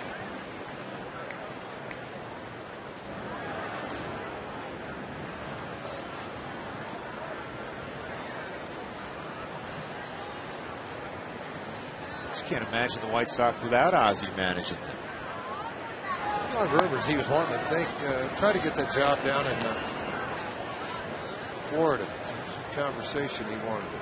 Well, he lives down there in the offseason. That's part of it. But he also stated he wanted to go back to Chicago. So he's saying, he also said he wouldn't mind going over to Wrigley Field and manage.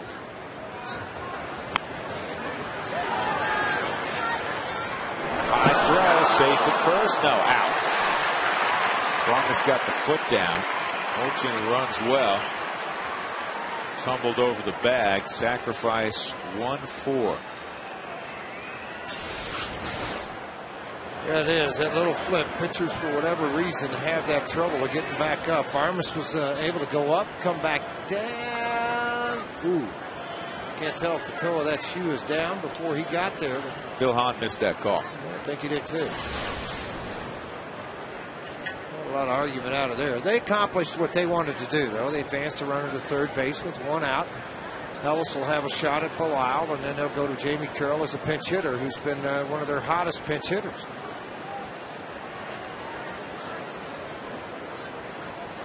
Maybe they won't. He's back in the dugout.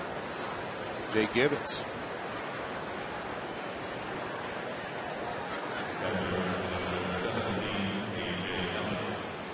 A.J. Ellis is 0 for 2, an intentional walk. Rockies play the infield in.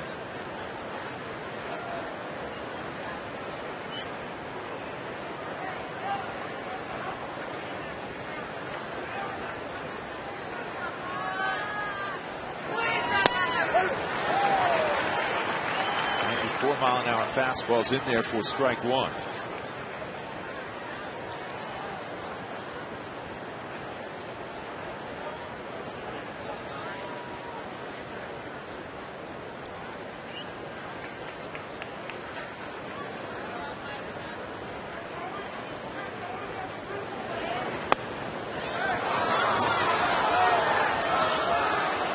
Ninth inning, 2-1 LA.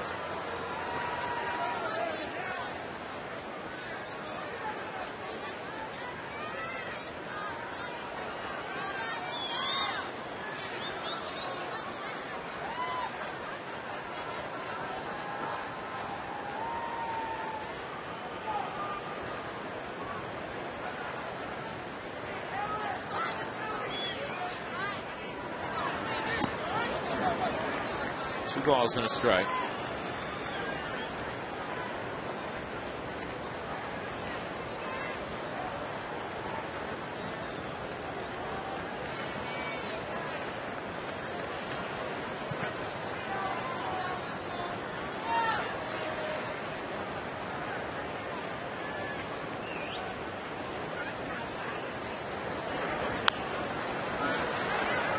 And now that evens the count at 2-2. Thing Matt Bilal has done all year, and that is pitch with his fastball to set up his hard slider. As you pitch this many innings, you might not feel as comfortable commanding your slider as you do your fastball.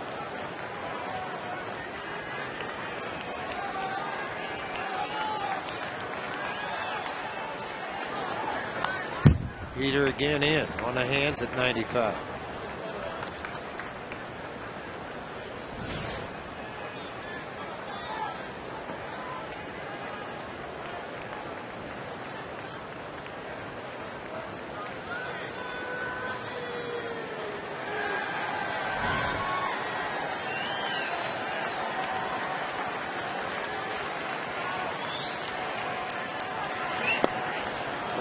Didn't go after. 85-mile-an-hour slider, positioned pretty well. Now 3-2. It's Bilal with 1 out, trying to keep it a 1-run game.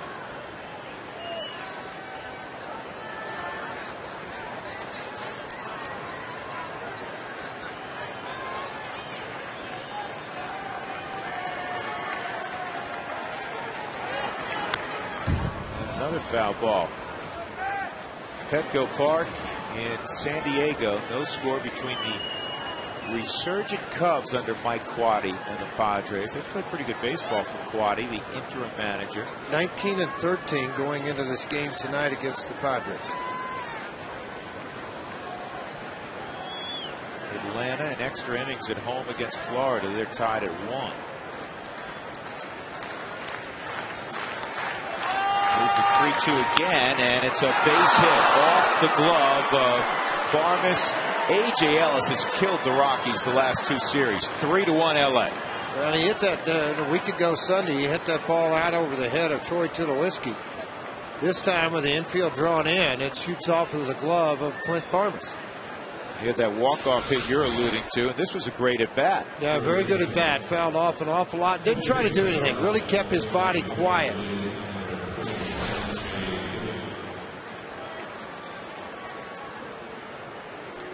And on a night where the Rockies have gotten a home run from Carlos Gonzalez, and that's it on offense, the mission gets even more difficult, down by a couple of runs. And Jay Gibbons is called back. It will be Jamie Carroll. Let's take a look at this side swing, and I wanted to show you what I'm talking about. Very quiet body. You're going to see him load up a little bit on this back side, but everything else with that 3-2 count, trying to stay as much quiet as he can and just utilize his hands. And that ball's away from him. See that back elbow drop tight to the body? I mean, and everything's reversed out with the hips and shoulders to drive the ball to the right side. Just nice job of hitting. I think Joe Torre's being asked right now, did you send up and announce Gibbons? Gibbons got in the box. And Joe's saying, maybe I never announced it. Well, it's not up to Joe to announce it. Right. It's up to the PA. Once the PA... Once he turns, that umpire turns and looks at the PA announcer and points, then he's in. Now, I'm unsure. Was Gibbons announced? He was announced here. He was announced on the public address system. Jim Tracy wants to know if he takes Gibbons off his scorecard.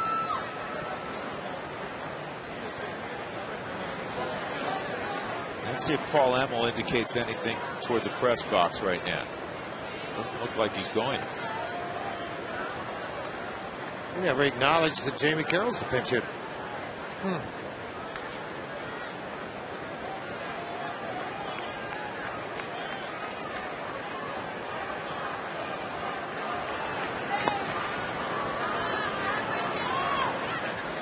One 1-0 on Carroll. Jamie's brother, the head coach at Evansville now. He's been an assistant there for a long time. Jamie's alma mater, where he's in the Hall of Fame, University of Evansville.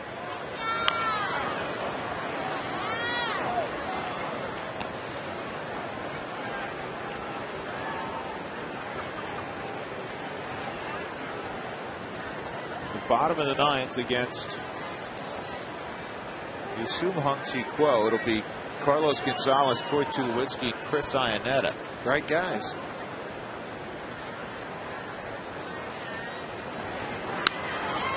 It's fouled off.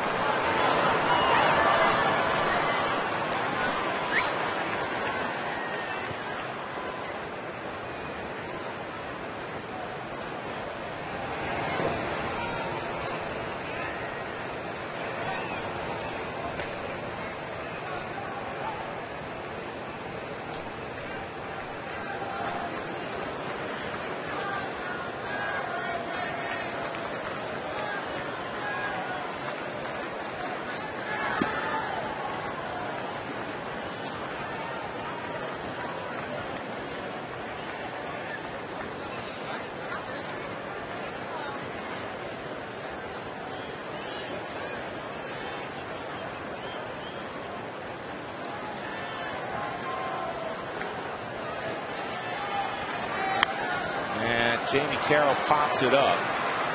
Barmes going out. Tulowitzki will cover the bag at second, and that is the second out.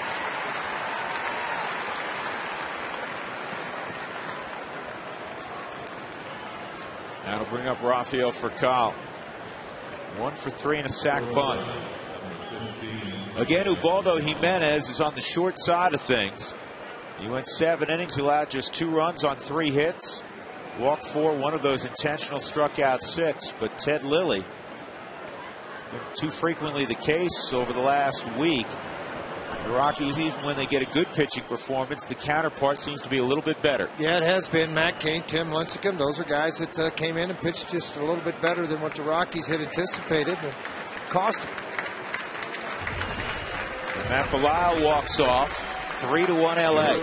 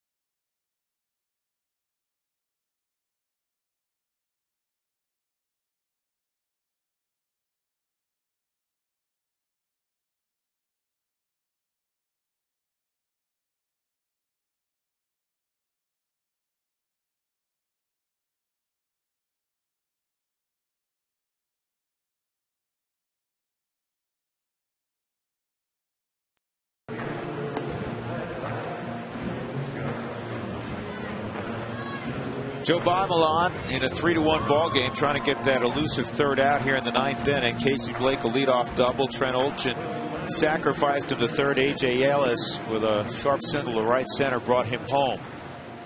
Joe Bimelon with more than 70 appearances, just like his predecessor in the ball game, Matt Belisle. Now you're going to come in at fire strikes and try to get after him. You're going to have to deal with some speed with Furcal because you can flip around to the right side. That expands the distance, but this is still a guy that can fly. The bullpen in September, 4-2, 502 earned run average. In August, 7-4, with a 398 earned run average. That's a strike on for Kyle.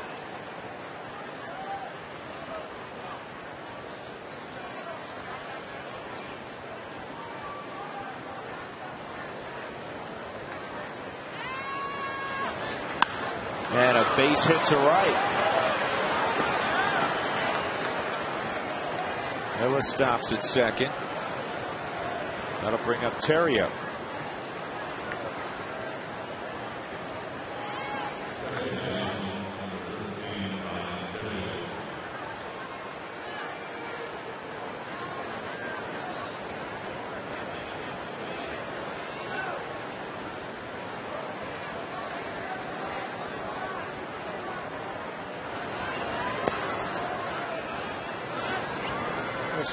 Joe's inning to get out of. This is something he's going to have to do. You got the left-handers, Ethier and Loney up next.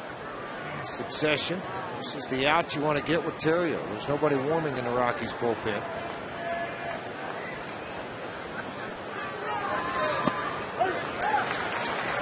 One ball, one strike.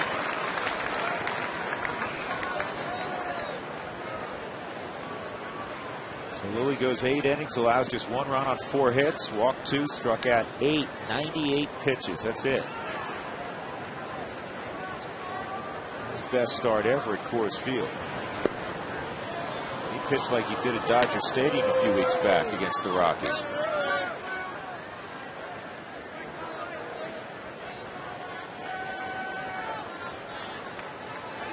The former Dodger, Joe Bimelon.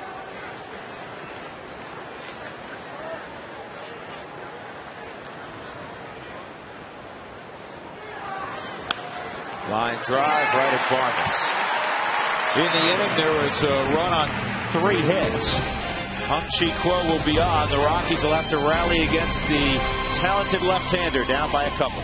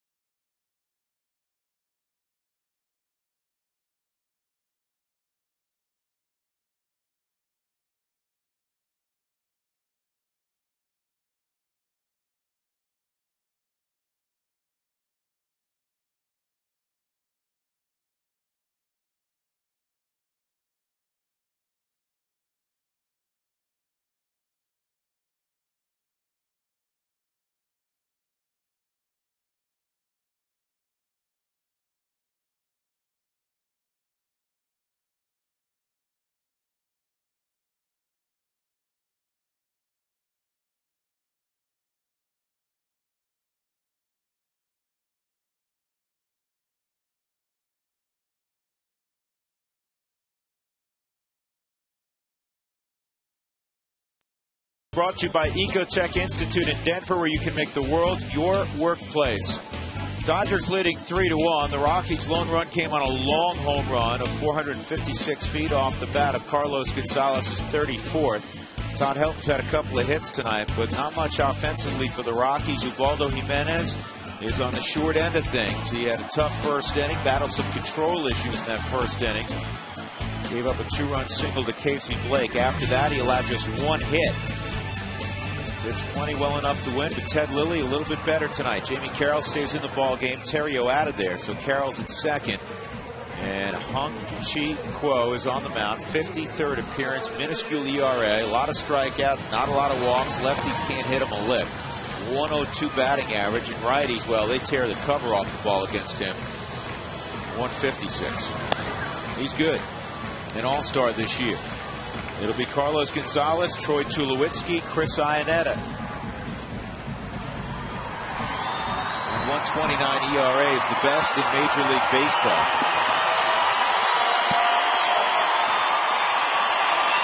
The West, the teams in the NL West have come to bat against Hung-Chi Kuo 81 times. They have just 11 hits. 77 times, just 8 hits, a 104 batting average. Here's Cargo, 1 for 3, that home run. That was a slider at 86, not the heater. The heater, he runs up in the mid-90s. Well, I know you talked about left-handed bats hitting 102, 6 for 59 with 25 strikeouts. They have a double, 4 singles, and a bunt single against Kuo.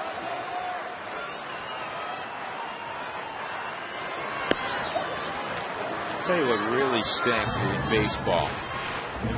Talked a lot over the years about shutdown innings after you score a couple runs, get a shutdown inning, and if you don't, it takes the momentum away and slides it into the other dugout. You know what kills you? When you got a 1-run game and you give up a run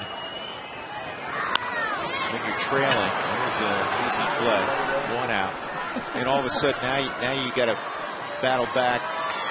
Down by a couple of runs. But why were the Rockies so successful a year ago? It was because of the Matt Dailies in that 4th, 5th, and 6th, and Matt Bilals in the 7th, and then you had your Betancourt and Street to finish it off. Beimel was very good, and that's how you win a lot of baseball games, late against that other team's bullpen.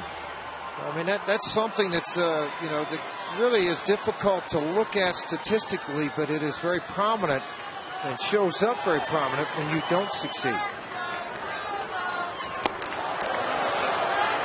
96 on the knuckles, ball 1. Tulowitzki, 2 strikeouts and a fly ball to center field.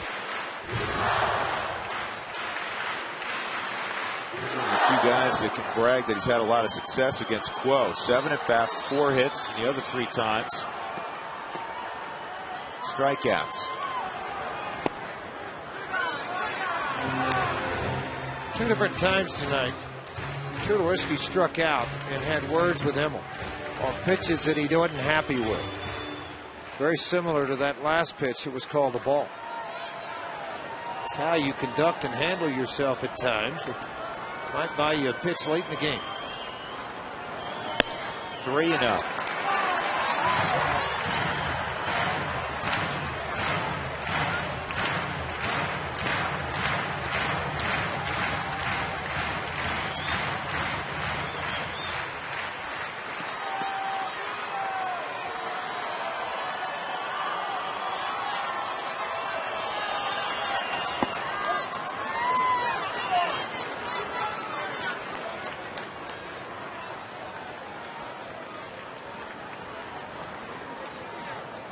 Quo from Taiwan.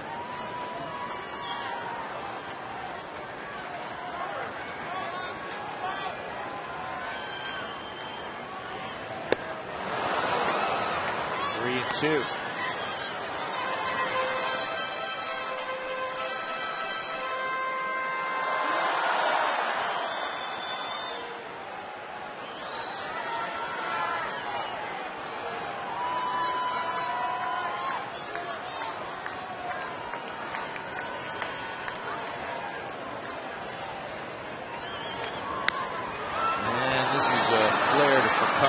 Two outs.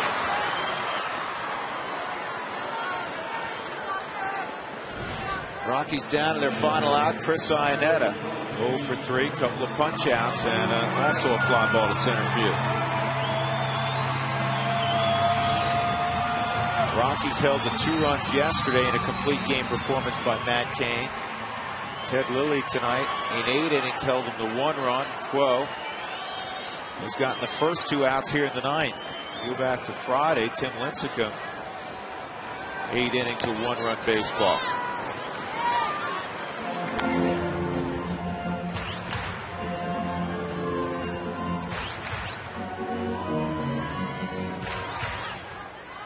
It's like the Rockies, George, never got over the shock of blowing that 5-run early lead against the Dodgers 8 days ago in LA.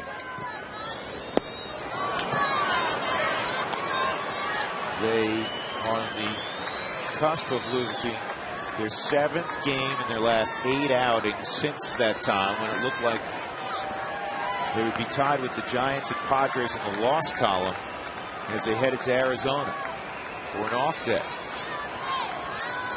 0-2. And there it is. The Dodgers have defeated the Rockies tonight 3-1. Ted Lilly has defeated Ubaldo Jimenez, so Jimenez will have one more opportunity to try to secure his 20th win of the season. Back when he had 15 at the All-Star break, it seemed unlikely we'd be having this conversation late in September. Lilly now 9-12. Jimenez falls to 19-8, and Quo gets the save.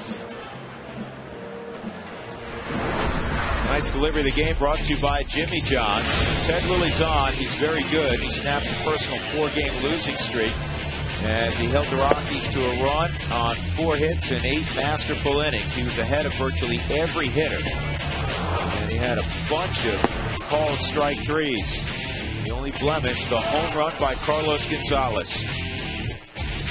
Final score: the Dodgers 3 and the Rockies 1. We invite you to stick around for the Rockies post-game report. It's up next right here